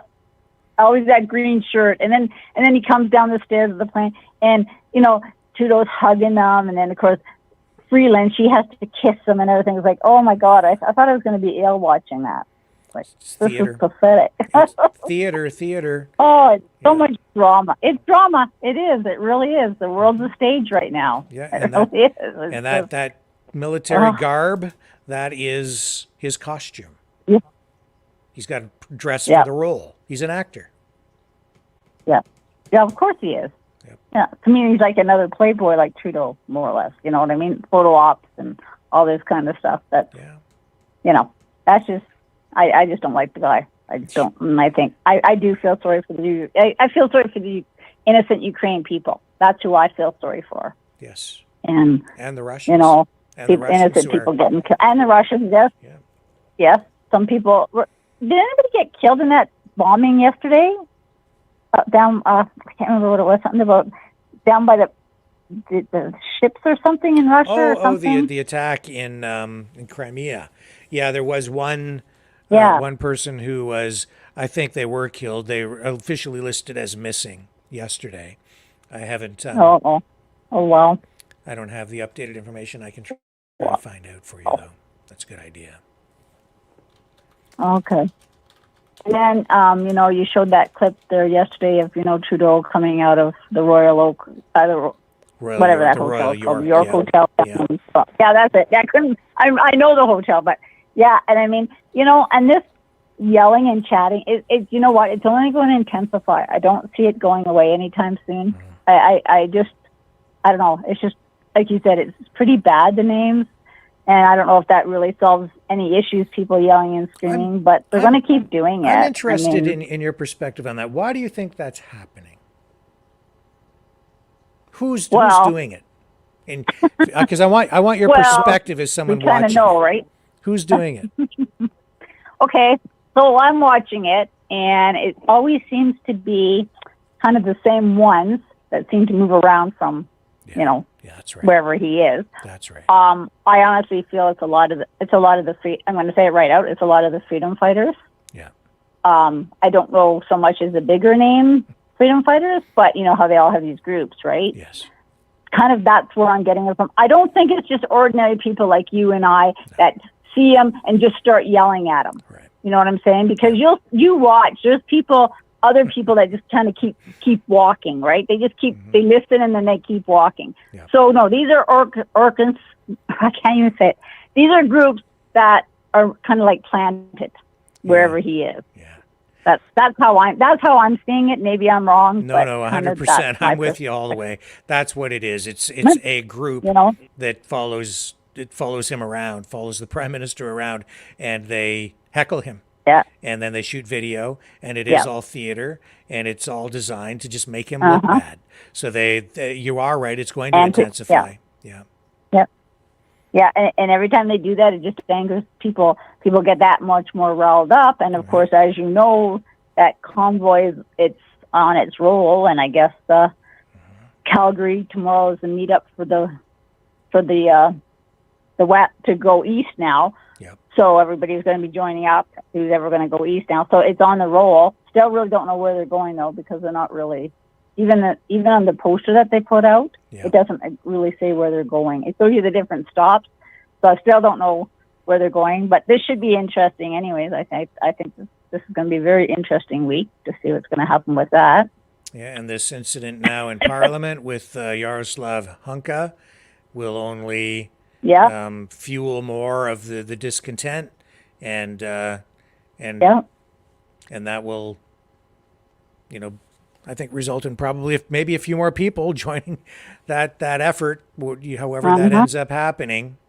I don't know how much more to say about it tonight. I don't know any more about it either. I just heard it's on the roll. That's basically. But there is one story I wanted to quickly tell you about, and then I'll let you get on to your next caller. Yeah. If you go onto Global News, Edmonton, there's a story in the town of Ponoka about this lady that runs, her name is Sarah, and she runs Sarah's, it's called Ponoka's Cakes and Sweets. And this Sarah lady runs it. Anyway, she's got a pride flag inside her store on the window. But she also, she rents this building, and then there's a whole bunch of other businesses in this building, right? Yeah. So what's happening is she's holding pride events a couple of nights a week where everybody can come in and socialize. Well, the other businesses going on. So her landlord has said to her, you need to remove the flag. And if you can continue to want to fly it, you're going to have to move out and move somewhere else. So there's a GoFundMe page set up for this lady. She's already got $22,000 from people GoFunding her that are all for this pride flag. So now she's going to take her landlord to court. But in the meantime, some of the other businesses have to close at certain times because it's a danger to them, what's happening. Okay. It's just, it's really bizarre. That actually made the news. So the story is what? That this bakery, I'm just got to tee it up here. I heard something about this the other day, but so this is a bakery store owner. She has this pride flag in her store window, and so this has created conflict with her and her landlords. She wants to keep her pride flag up. Correct. And I guess the landlord wants her to take it down? Is that what's going on?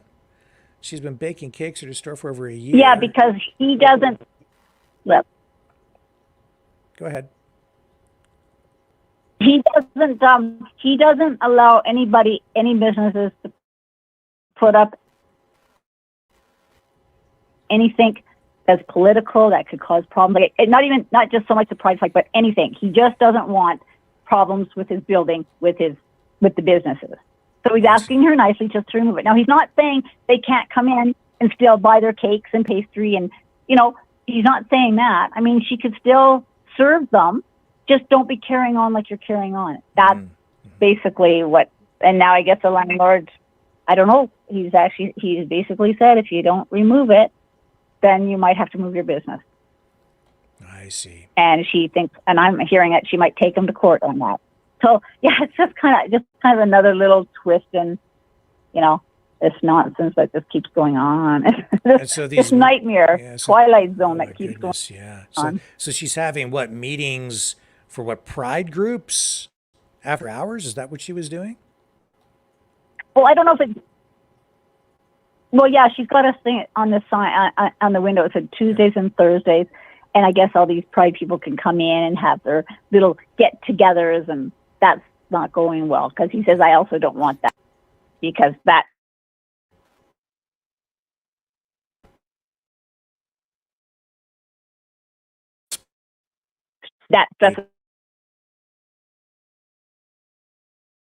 the other businesses out. So they're not going to lose money. Just stop causing friction for the other businesses. And he owns the liquor store part, and obviously in that building, he owns obviously the whole building. Well, it just doesn't seem to end, does it? So kind of that's where we're.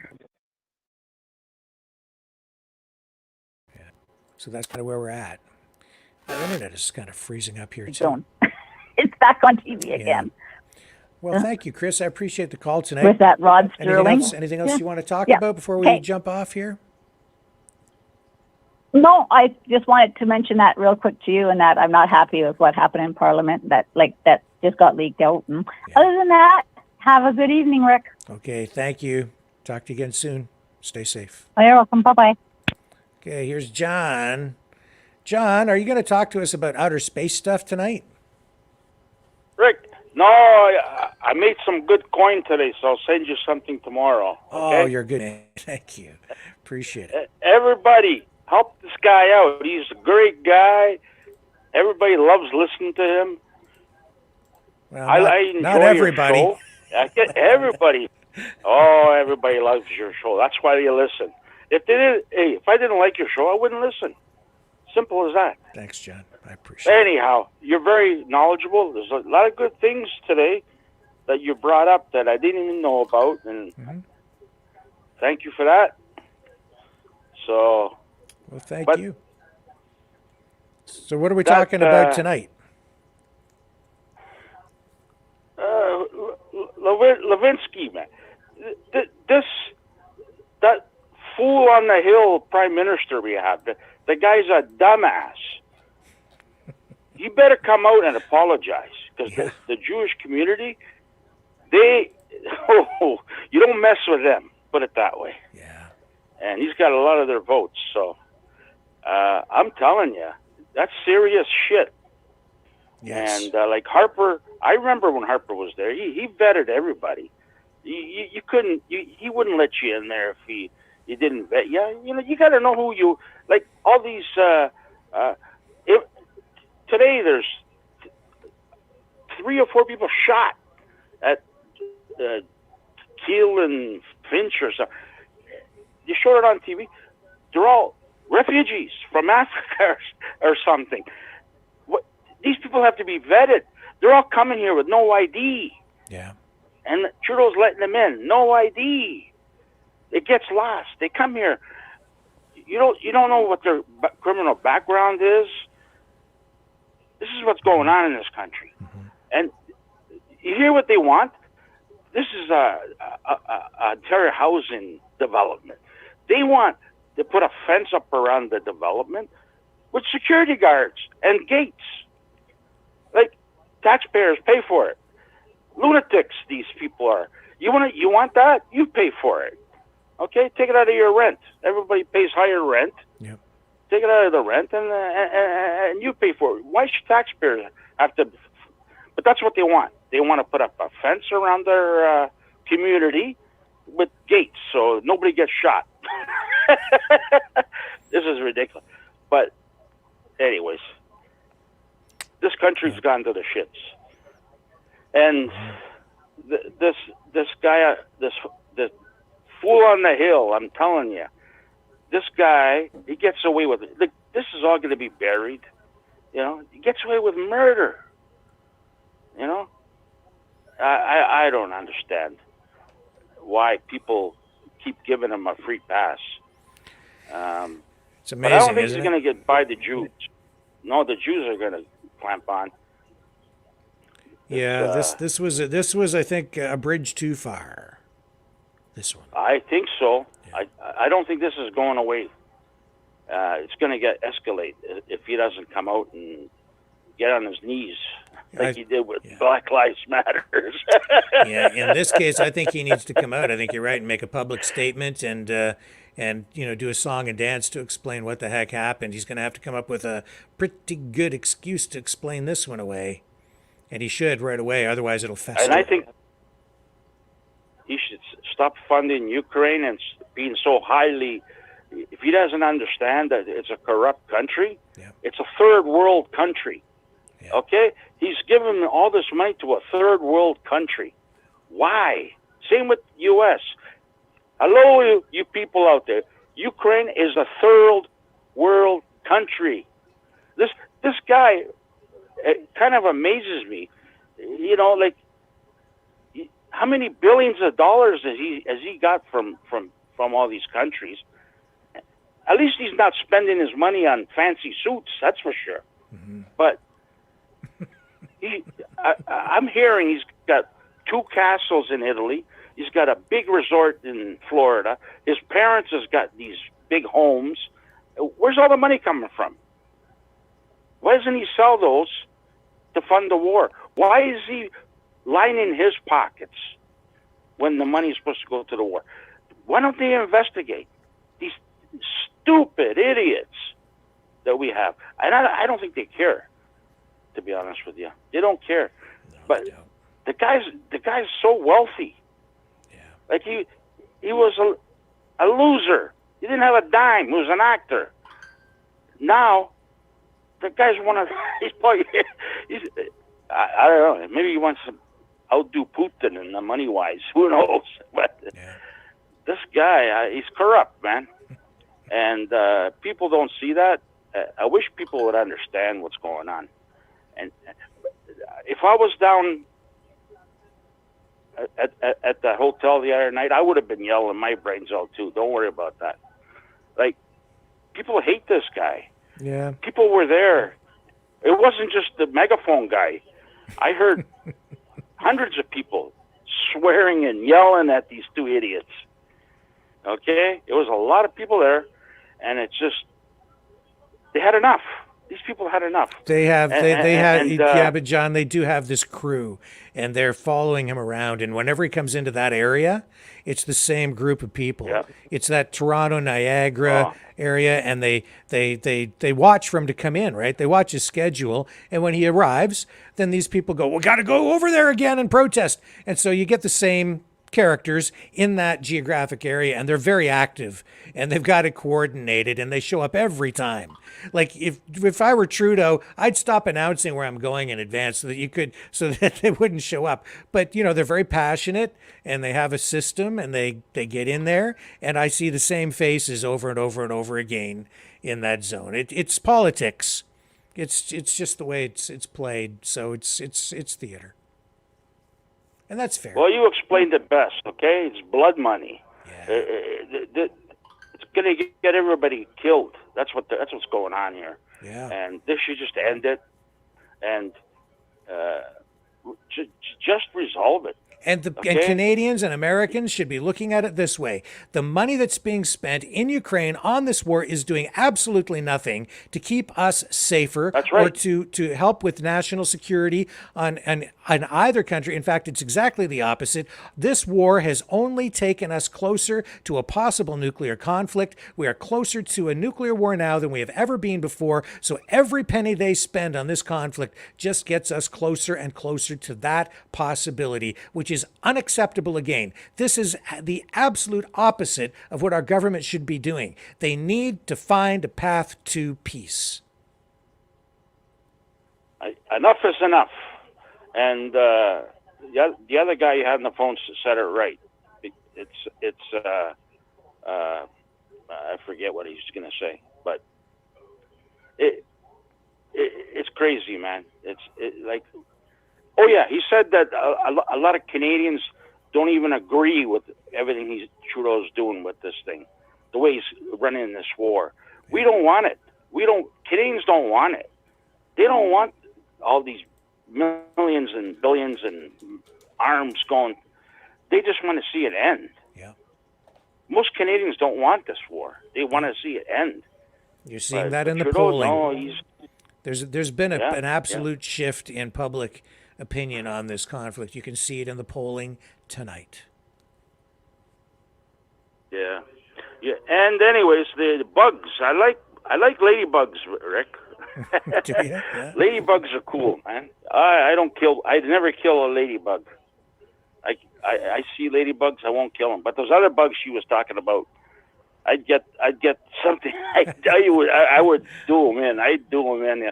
Get fly zappers in your garage or something, Yeah. Put a couple of fly zappers in there. They'll take care of them. Yeah, well, they're cheap. They're like $100.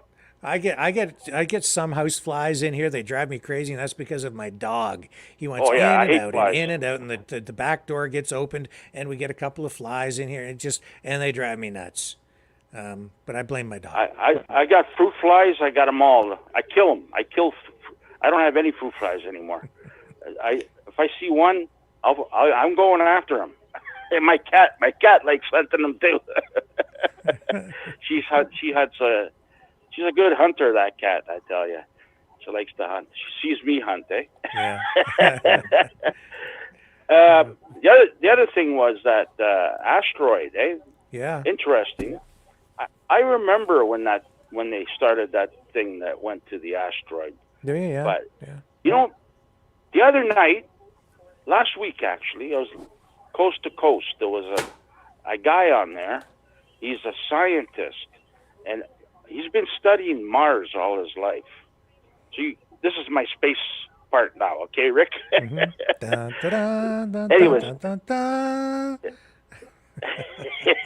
this guy's been studying Mars. This guy's more knowledgeable than the people at NASA. Okay, Mars, there's water underneath. There's lots of water there. He says he can see he studies Mars, and he can see the Earth move, and that's from the water underneath. He said water on Mars. Yeah, it's underneath the Earth right now. But the poles, it's ice. So you got ice there, but there's water underneath. Okay. The atmosphere is very thin there. It's not like Earth. It's very thin atmosphere, but it does have an atmosphere. It's too close to the Mars is close to the asteroid belt, so it gets hit a lot. I think he said a lot of the moons on Mars are asteroids from the asteroid belt. But a fascinating thing, he had these pictures of shells on Mars. He says Mars at one time had a lot of water, and there was sea life there. He said there's no intelligent life. How does he know this? No human. Did you say he's a scientist? Yeah, he's been studying this for a very, very long time. This guy's more knowledgeable than NASA. How could that be? Okay, NASA. He said NASA, they're just overpaid bums. They just. Well, where does he get his information? Did he send a spacecraft up there, or what? How does he know? Well, if you go on coast to coast, you'll see the guy. Yeah.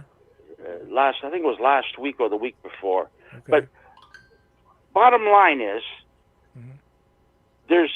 he took pictures of all these fossils, and he says that there's shells from sea life that was there. The water's underneath the ground now. No, he did. So is he just looking at pictures that NASA took, or did he? Like, how did he get these pictures? I don't know. Probably from NASA, the rovers and everything. Got to be. Like I'm certain he didn't send his own spacecraft up there. No. No, he didn't do that. But these shells, there's pictures that he's got. There's like 4 pictures of 4 different shells. Yeah. And these shells, anyhow, they're pretty big. One has a thing in the center. It's like anyways. And he said that these shells, if they wanted to bring them back to Earth, this is the interesting part, that there's a possibility that would set a virus on Earth by these shells, because the life on Mars, you bring something over here, it's like it could cause a virus worldwide. Yeah. So it could be serious. And now I'm thinking this asteroid, what they're bringing over here, it could also be contaminated. It could cause a virus, and next thing you know, there's a new epidemic going around. But these shells, he's saying that they don't want to bring them back. He says, not a good idea to bring them back here, because you can see a virus in them. It's pretty. The guy was good. Sometimes they have good shows on there, Rick. Like not every. There's a couple of good guys that are on there once a month that do herbal and pharmaceutical. They're going to have to start paying you and then donating to the show, because you come on here and you're their best sales guy. Because you love that show and you come on and talk about it, and I don't love it, but I listen. I just if there's a good show, I'll record it. Yeah, well, yeah, I'll check that stuff out. I'll check it out. Yeah. It's too late for me. Too late for me. But I recorded. It's on. There's a rerun at 5 a.m. Yeah. I'm usually up by 5 a.m. anyway. Because they kind of go after the truckers, don't they? And they're on radio, aren't they? Oh, there's a lot of truckers on there. Yeah. Yeah. A lot of truckers. I used to. I remember listening to them a little bit on the radio. If it's the show that I think you're talking about. When I used to work like a night shift. This week I'm looking at the schedule. Yeah, this week there's nothing on there that interests me. So like I probably won't even bother. Mm-hmm. But sometimes you get the odd guy on there that's really an interesting topic that I'll just record it and listen to it later. Yeah. But anyways, it's a good show sometimes, but a lot of the shit like. Look at tonight. They're talking about UFOs. I'm not interested. Monday night, done with that. astronomy, cattle mutilation. Again, they're saying UFOs did that. Good luck. Wow. Sci-fi and the future. That might be good. Sci-fi and the future. That might be good. I might listen to that one. But you get the odd show that's good there. Yeah. But anyways, well, we better move on. Thank you, John. Yeah. A pleasure. As always. Thanks for your show tonight. I very informative. Thank okay. you. All right. Talk to you again, sir. Okay. Take care. Bye. Bye. Bye. Okay. Here's Lynn. Go ahead. You're on the air. How are you tonight? Are you there? Hello. It's Patrice. You've got me. Oh, yeah. Rick, it's Patrice. Patrice. Okay. Patrice. Oh, hi, sweetheart. How are you? Hi. It's been a while since I called in. Sorry. That's I need okay. to wash my hands down. I'm making a spaghetti bolognese here. Oh, I'm hungry 1 now. second. Yeah. Oh, I love my spaghetti bolognese. Yeah, I felt like I should call in tonight. I've been secretly trolling you guys for a year and a half, and I have been on the show before. Mm-hmm. But I finally signed up to Rumble. So my name, if y'all want to know, is Celtic Glove in Rumble. So I'm now able to speak and communicate a little bit more, and as opposed to being just a listener, Yeah. And I want to thank you so much, Rick.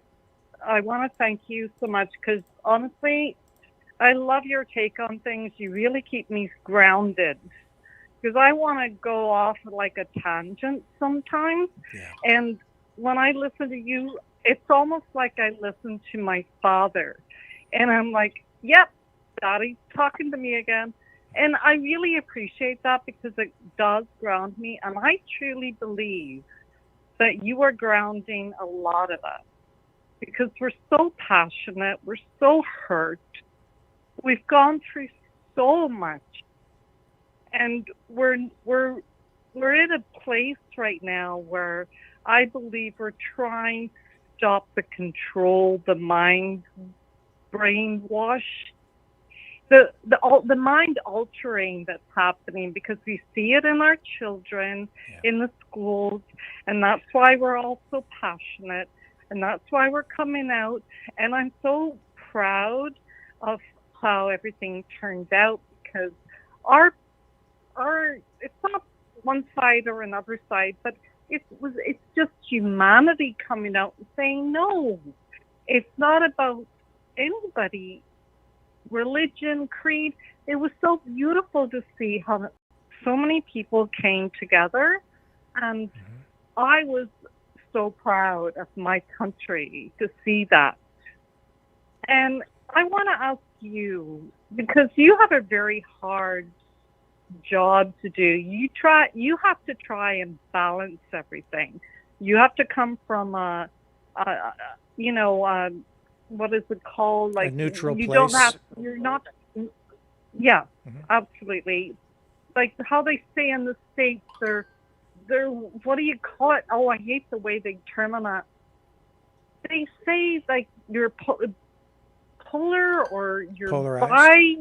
Yeah. whatever. Bias. Yeah. Yeah, and I don't.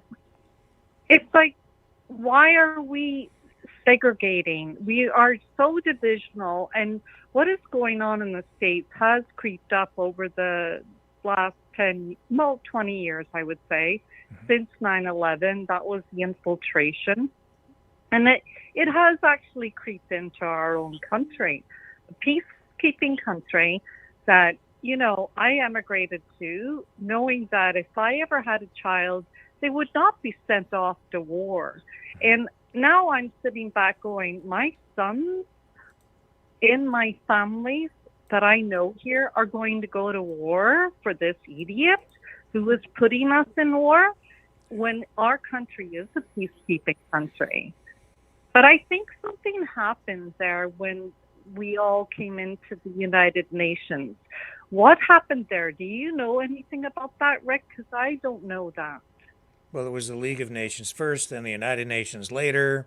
I mean, it's been around for a very long time. The objective behind all of that really was to prevent future world wars by bringing countries together, which today really is expressed in the term that Justin Trudeau and all these other Western leaders continue to use, which is the international rules-based order, which some people would refer to almost as a new world order. But what the objective was, you see, if you have all these countries sort of together,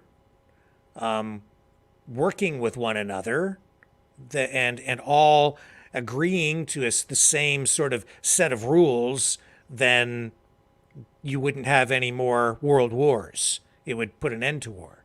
That's what they say the objective was. But I think what it's become is it has really had the opposite effect of that, largely, where we have this collectivist approach, and it's divided the world into sort of two camps. You have the internationalists versus the nationalists.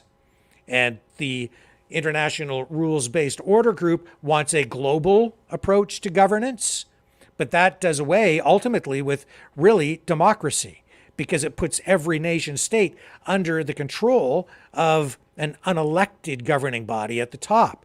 That's really what the issue is for all of us.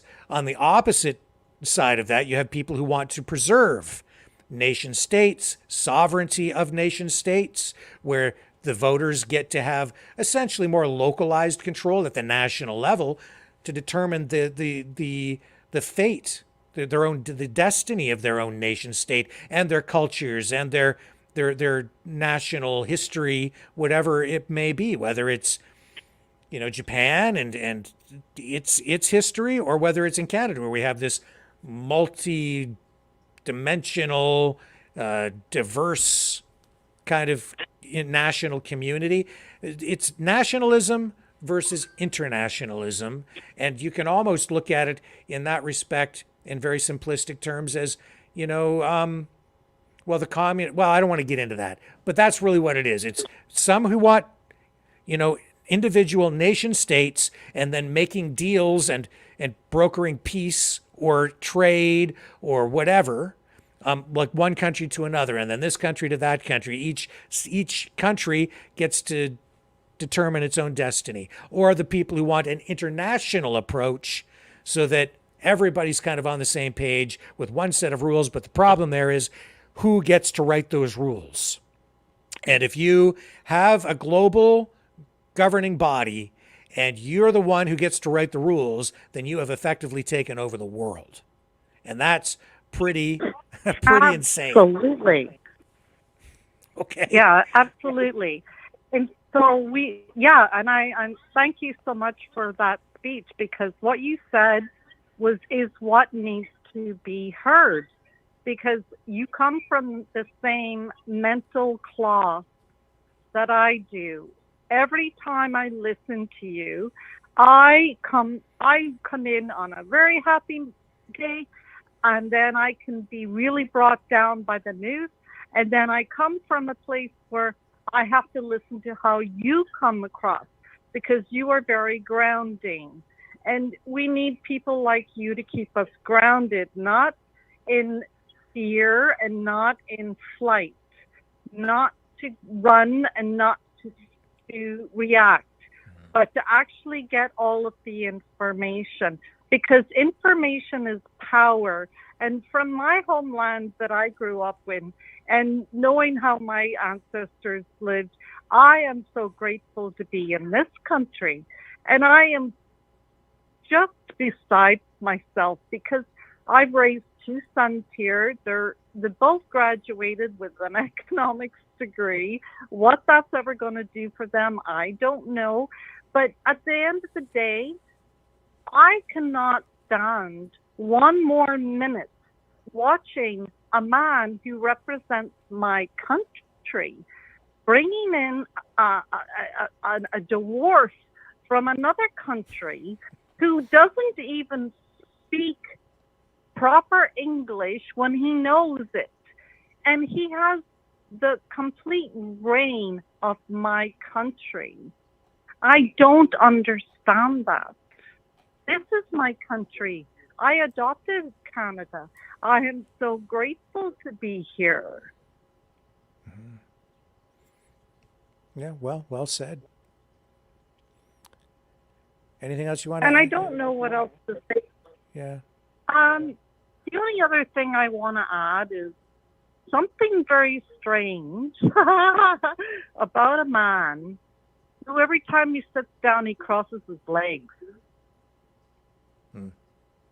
I don't know any leader ever that sits down and crosses his legs. That should tell you something.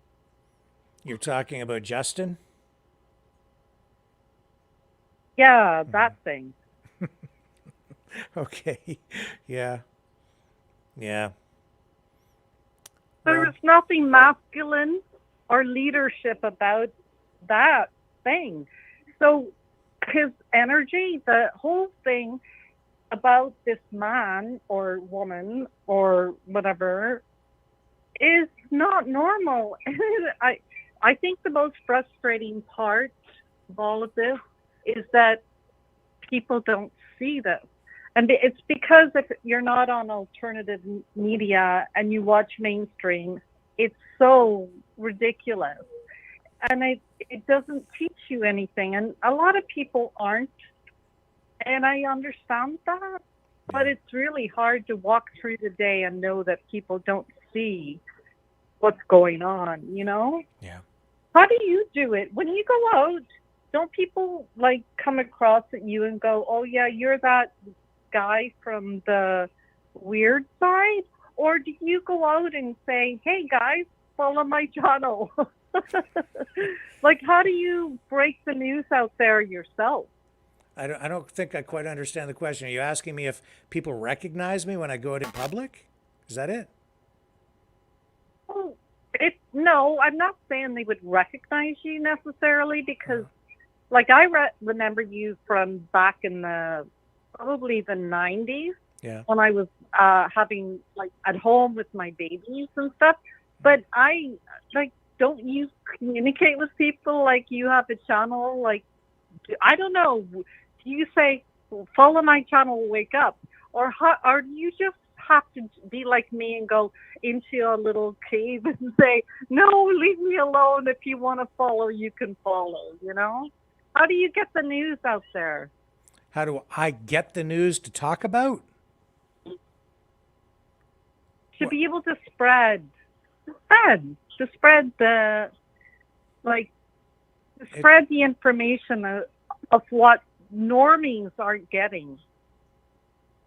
Again, I'm still not quite sure I understand. All I can say is that I consume information constantly. I'm in constant preparation for the show because, you know, I'm by myself, so I have to constantly be watching, listening to all different kinds of information. I do it all. I sleep with stuff coming in, so that I'm always up to date, or try to be. I take occasional breaks away from it for an hour here or 20 minutes there, but for the most part, it's just constant bombarding of information, and then I prepare the show and I choose the stories that I talk about each night. When I go out into public, you know, some people recognize me because, well, one, it's a small town, but you know, it just comes with being on TV for a long time and now online. So some people say, hey, you're that guy. I don't mean you it know, that way. but Like, yeah, I don't mean it that way because you have a network, like you have your program, yeah, you have a network. What I'm having a problem with is how do I address people? Because there's so many people that just don't get it. Oh, you mean how do like you I get was at people my hairdresser to clue in and begin to see this from a better to perspective? see. Yeah, exactly. Like I was at my hairdresser last week, and I was talking to him, and he was sick as a dog. And I go, "How many shots did you get?" And I know how many he got, and I'm like, "Okay, are you taking vitamin D3?" And he's like, "Why would I take that?" And I go, "You have to learn. You have to take stuff. Like you have to build your immune system up." And it's like people just don't want to know. And I've known this man for 20 years, and I don't understand. How do you get through to people? You have to, are they brainwashed? Well, no, it's like you have to let people discover things on their own. You can't force things down people's throats. You can't just grab them and shake them and say, wake up. It doesn't work. So all you can do is just have conversations, be respectful, and I think you just have to just let people discover stuff on their own. Eventually people come around, and I am concerned about what I see online because I see all these information campaigns happening, and it affects people on all sides. So what I see online is a lot of hate, and hate is what they want us to do. And this is not going to get better if we hate. Right. We have to keep our energy high. We need to keep our total energy, our authentic beings on a higher level than any of them, so that we can fight the spiritual war. This is not a war of fighting battles in Ukraine. This is a global, universal, spiritual war. And it's going to take us all to connect through love and our soul to be able to heal what is going on. This is not about money, power, and war and ammunition and bombs. This is about God wanting us to come together as His children to be able to empower good over evil, if I have to break it down. Sure. Well, I think you've said it. And with that, we better move on because we do have another caller coming in. I really appreciate the call tonight. Thank you so much.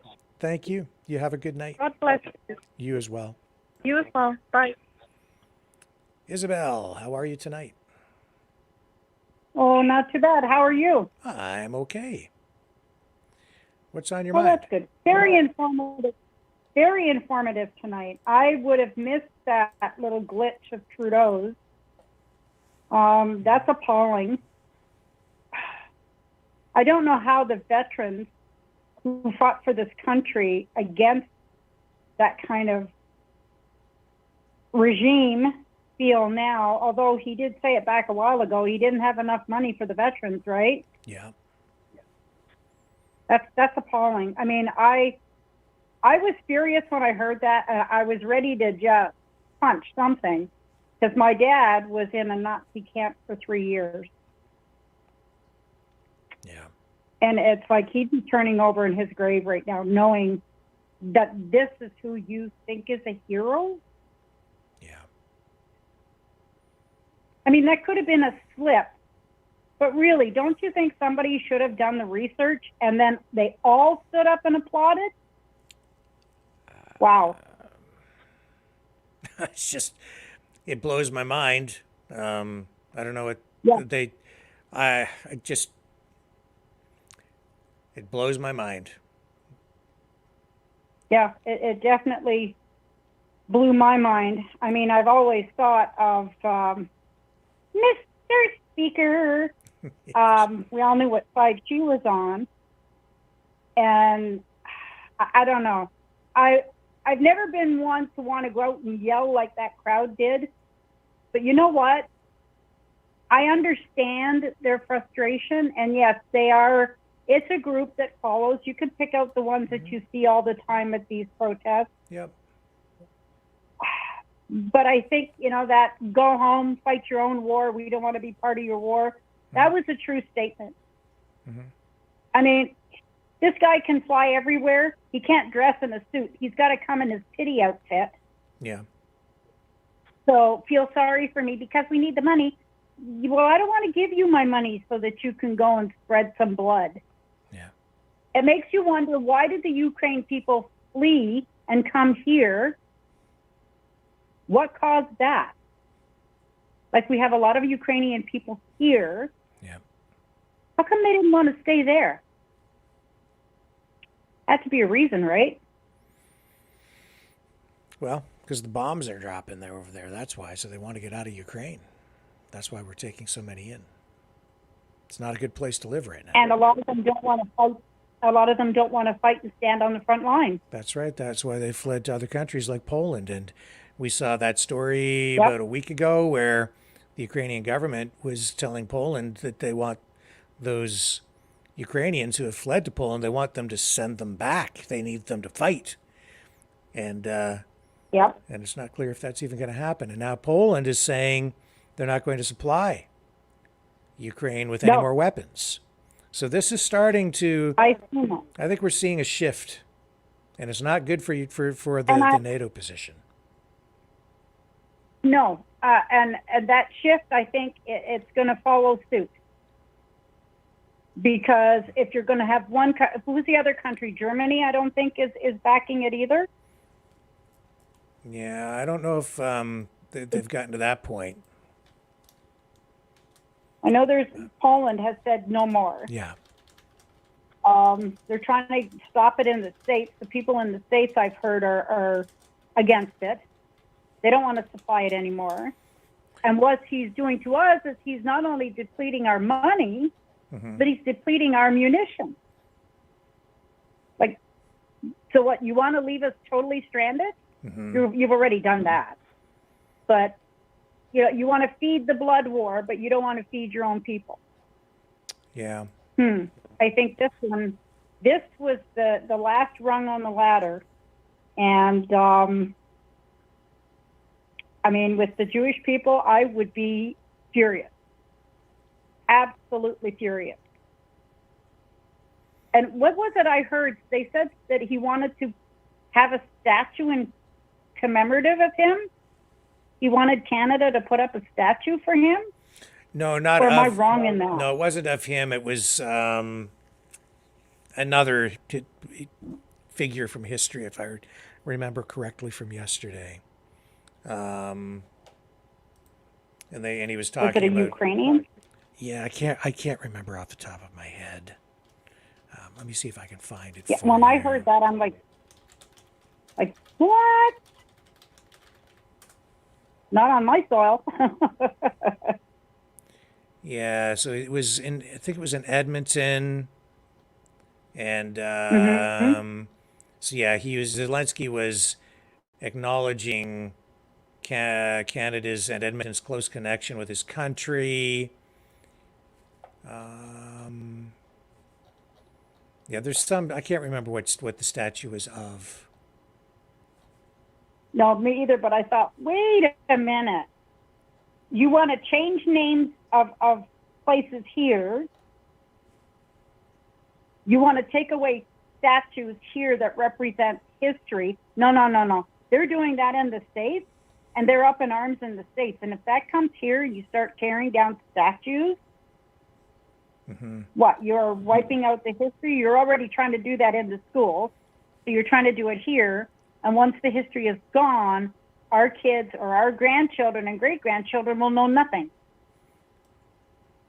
Will know nothing. Oh, this is about a monument. That's right. Yeah. With something to do with the monument, I thought. This is because, so this is the monument in Edmonton that he's referring to because of the famine that in World War II, where a lot of people starved to death, which is blamed on the communists at the time, right? So it's the Holodomor, and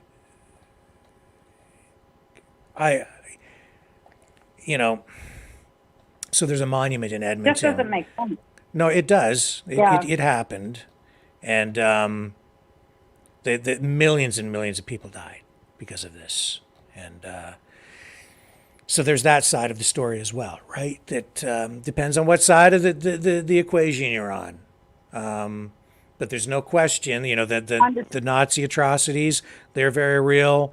War is a terrible thing, and it brings out the worst in humanity. Yep. And in World War II, there were atrocities on all sides. So you have to, again, people probably don't want to hear me say that, but that's the truth, and that's the truth in every war. So people die. Yeah, people are casualties killed. On both, yeah. And there's casualties on both sides. Yeah. I think so that this was a big mistake for Trudeau to do what he did. Yeah. This is only going to anger people even more. Yeah. Even more. And now it just showed us that the whole parliamentary members, all three of the parties, including the Bloc, I presume, stood up and cheered. Like, I can't believe it. Like, did nobody do research on this, and you're all just following suit because somebody else stood up and applauded this guy and they gave him a standing ovation? At best, it happened because they have someone young on staff who lined this thing up, not knowing the history, or in a worse position, this person knows the history but embraces the history and embraces the Nazi ideology, and therefore views this man as a war hero because of their perspective on Ukraine at the time and on the Nazi regime, which is a terrible point of view in my opinion. Mine too. And then also, at best, you have members of parliament who probably, and I think this is probably true, weren't paying much attention to what was on the agenda. They just knew they were supposed to applaud, and so on cue, they all started to clap like trained seals without really knowing what they were applauding, and I think that's more in line with what the truth is. But the onus is really on them as members of parliament to understand what it is that they're endorsing, and they clearly are not paying enough attention. And if they, so either, any way you slice it, they're either incompetent and unworthy of the positions they hold, either in bureaucracy or in public service as a member of parliament. They're incompetent because they don't know their history, or they are complicit and they endorse a disgusting, obscene, vile, violent, prejudicial, racist ideology based on partially genetics and it's not acceptable. No, because they've learned nothing from history, or they think it's a good thing. Right. I mean, and it's not acceptable on any level. Yeah. I mean, these guys are in that position supposedly because they know or are supposed to do enough of their research not to come out on the wrong side. And here they are. They screwed up. How do they backpedal from this? Because people are going to have an outcry for an apology. Yeah, because, really, ultimately, there's just too much evidence to suggest here that our government, our current governing party, the Liberals, have, and maybe even the NDP, have embraced fascist Nazi ideology. Maybe not in whole, but certainly a large portion of that. And I think that that's true. I think that this fascistic, I call it, communofascism. It's a combination of communism and fascism. It's a globalism. It's the new globalism. And we're part of it. Like, Trudeau is the poster boy for the New World Order, for the globalists. Like, he is. And so he's embraced that. And that is the international globalists. And that ideology, I think you have a combination of it's all collectivism and authoritarianism on a global scale. It's a combination of international Marxism, fascism, it's economic fascism combined with this international Marxism with a one world government. And they've kind of taken all of these elements and they've tried to put together this, and they have put together this hybrid ideology. And I don't think these old labels, personally, it's my personal opinion, I don't think these old labels, communists, fascists, they don't really quite apply anymore. The ideologies are still there. No. You can still identify elements of them, but you have these political groups, parties, just wherever you're looking, and certainly at the global scale, you've got the nationalists versus the internationalists. And there are elements of authoritarianism, communism, fascism, really on kind of all sides, but it's nationalism versus internationalism. Does that make sense? Yes. Yes. And with this new terminology that they use, this is how they reshape the younger generation's brain. Mm-hmm. Because the original words that we used, we knew what each one stood for.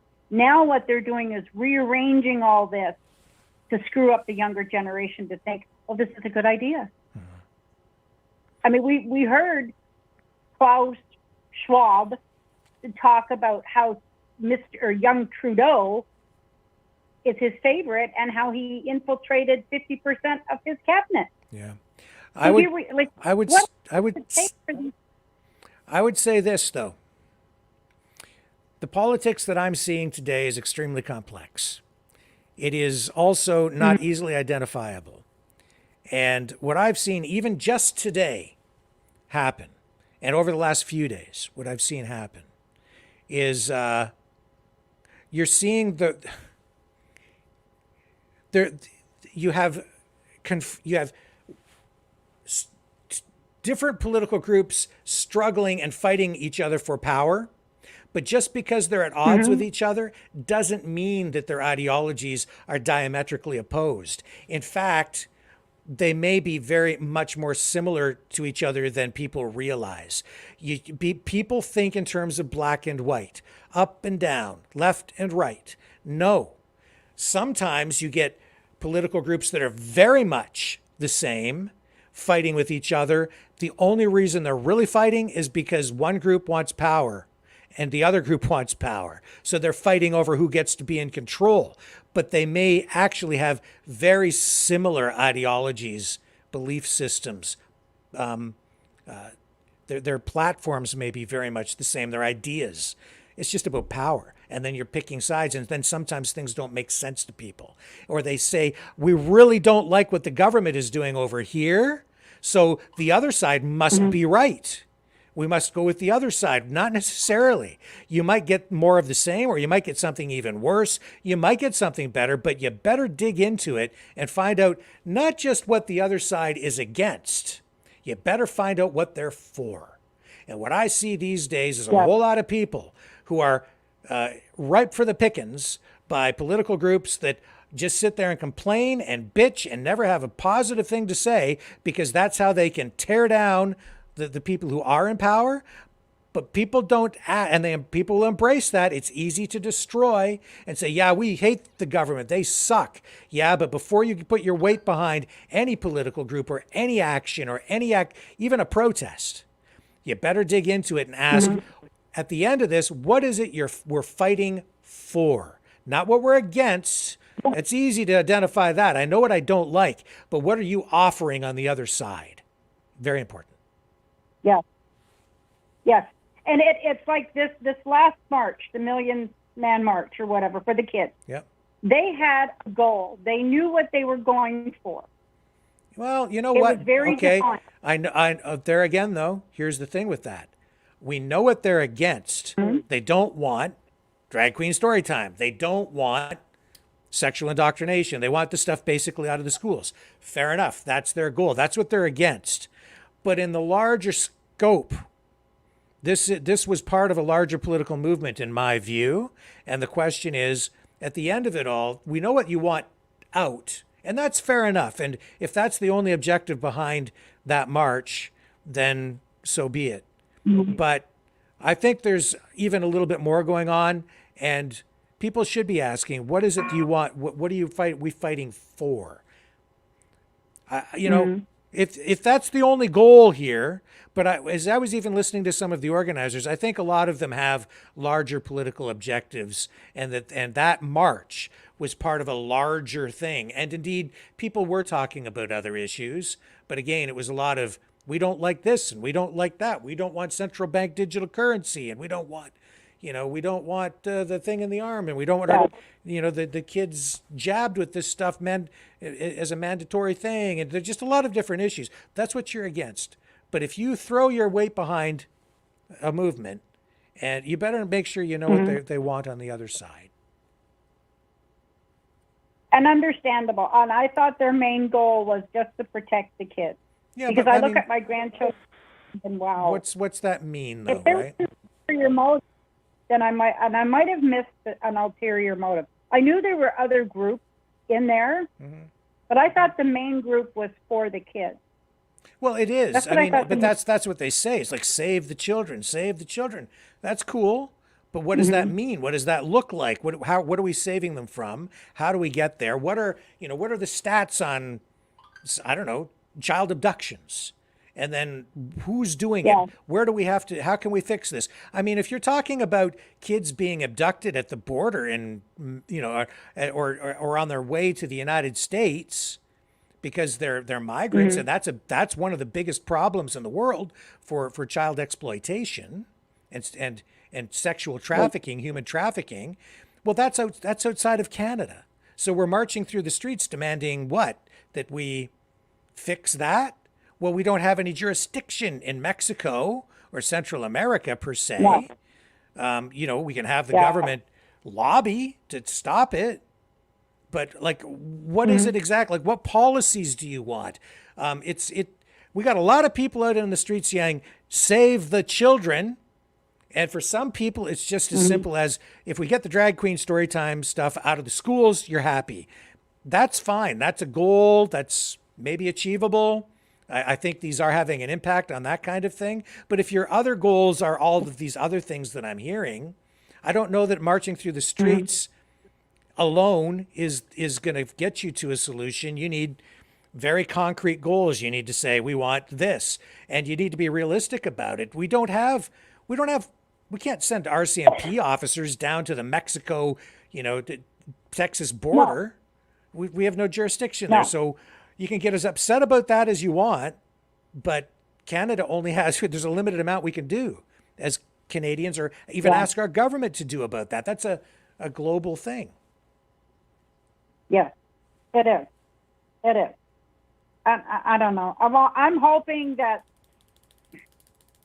it would be nice to not have this turmoil, and that's one thing that you save us from, because there's times I could go off like your last caller on a tangent, and then I have to be grounded. And that I thank you for, because if you didn't keep me grounded, I don't know where I'd be right now. Probably behind bars, because I'm not a very quiet person. But I find, like your last caller, and I won't keep you much longer, but your last caller was mentioning about how does she approach people? Yeah. Well, even if you're having normal conversation, it obviously, I know in a small town here in Glencoe, somebody will bring up something and go, oh, did you hear so-and-so? Like, oh, are the mask mandates coming back? Somebody had mentioned the mask mandate. Then all of a sudden you hear somebody, there's no damn way I'm putting that thing on my face. Yeah. Just out of the blue. And that's how the conversation starts. Yeah. That's how I find here in this town anyway. Yeah. 90% of the people here don't want nothing. They don't want the mask. They don't want to hear about the jabs. They don't want to hear nothing. Yeah. They're done. We're fed up. We've had enough. We played the game. We don't want to play that game anymore. We're moving on to the next section. And I find that just in normal conversation, you can basically, without pushing your agenda, you can pull it from people to find out what side of the fence they're on. Then all of a sudden you found out you got an ally you didn't even know you had. Yeah. And so, I mean, approaching people aggressively does not work. Does not work. No, it doesn't. I mean, they have to wake up, like you said, they got to wake up. But you can approach it on a gingerly venue and see what side they're thinking. And then, hey, before you know it, you're off to the races. And they're like, oh, God, I'm so sick that up with this. Yep. You know, it's like, there you go. Well, I hope this thing with the government, I hope they can fix this, because I don't know how they're going to do it now. I don't know if he would publicize a retraction, go back on his mistake, but he's dug his hole this time. He'll have a, here's what will happen. He won't come out and just do a statement. What's going to happen is within the next day or two, probably tomorrow, he will be at a news conference someplace, and they will have a reporter who will be implanted, basically, or they'll know that this question is coming, and the reporter will lob a question about it at Justin Trudeau. He'll know it's coming, and he may not even have to set it up. He knows he's going to be asked, and he's going to have some sort of an explanation. He'll have to spin this in order to manage the damage. So look for that probably tomorrow. It won't be a formal statement. He'll just kind of, oh, you know, it's just another day. Oh, and here I am at the news conference. And oh, here's a question about it. And then you'll get the explanation. And then the news stories will flow from that. So that's what will happen. Yeah. I think that's the way politics is played. Yeah, I know he hasn't got the junk, shall we say? He hasn't got the junk to stand up and be a man. Like your last one said too, he always crosses his legs. I've never seen a guy cross his legs. I was married 42 years. If my husband would have crossed his legs, it would have threw me into shock. Just saying. Yeah. Well, look for videos tomorrow from Jagmeet Singh, from Pierre Poilievre on this issue. You know, but really all of them have some explaining to do, because they all applauded. So the whole damn government really does. But JT will take the brunt of this, and he'll be in front of a microphone probably by midday tomorrow, answering questions about this. I would presume so. Somebody's going to throw that question at him, but he'll be prepared. Yes. Because he'll know what has been done. Yeah, and but yeah, I can't imagine how he's going to try and spin this one. Me either. The Teflon is starting to wear off. Yeah. So I can't wait to hear what he has to say. Oh, yeah, I'd be surprised. But okay, I thank you so much, Rick. It's been an awesome night. You're very informative. Thank you, Isabel. And we'll talk again. You have a nice night. You too. Bye-bye. Okay. So let's pull that off there. And yes, that's right. We are in good shape over here. Okay, so again, please, if you are inclined, you can support the show at freedomreporters.com. Help us pay the bills. I ain't lying. We're short this month. So could really use a little bit of help to cover these bills. I'll pull that off the screen. Yeah, please like, share, subscribe. Share over on Facebook if you're on the Facebook platform tonight. And if you are, we're still running on our backup YouTube channel.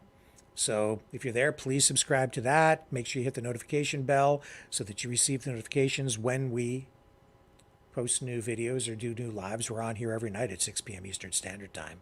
Just about 7 days a week. I'm sitting in this chair in front of this camera, yakking with you guys.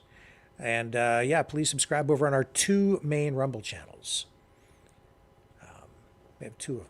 So subscribe. Helps us a great deal. And like, because that helps with the algorithm. Really appreciate that. And if you do subscribe on YouTube, make sure you hit that notification bell. Otherwise, the subscription doesn't really mean a lot, because you don't always receive the notifications of new videos coming up. And over on that backup YouTube channel, we are trying to get to the minimum threshold of 1,000 subscribers. It's a new channel, and so it takes time to build that up. And eventually we'll be able to get back on the main YouTube channel. It's just not available to us right now. So with that, we shall wrap things up this evening. Thank you, everybody, for spending your time here with me tonight. As I say, it is always a privilege to have you guys along for the ride. And what a ride it was tonight. I can't wait for tomorrow to see JT on the hot seat facing questions from reporters. And hopefully, even if it is mainstream media asking the questions, hopefully on this one, they ask him some very pointed questions, because he needs to be held accountable on this. And it's important, because it's not a reflection just on him. This is a reflection on the whole darn country. So I'll be back tomorrow night, 6 p.m. Eastern Standard Time, on the flip side.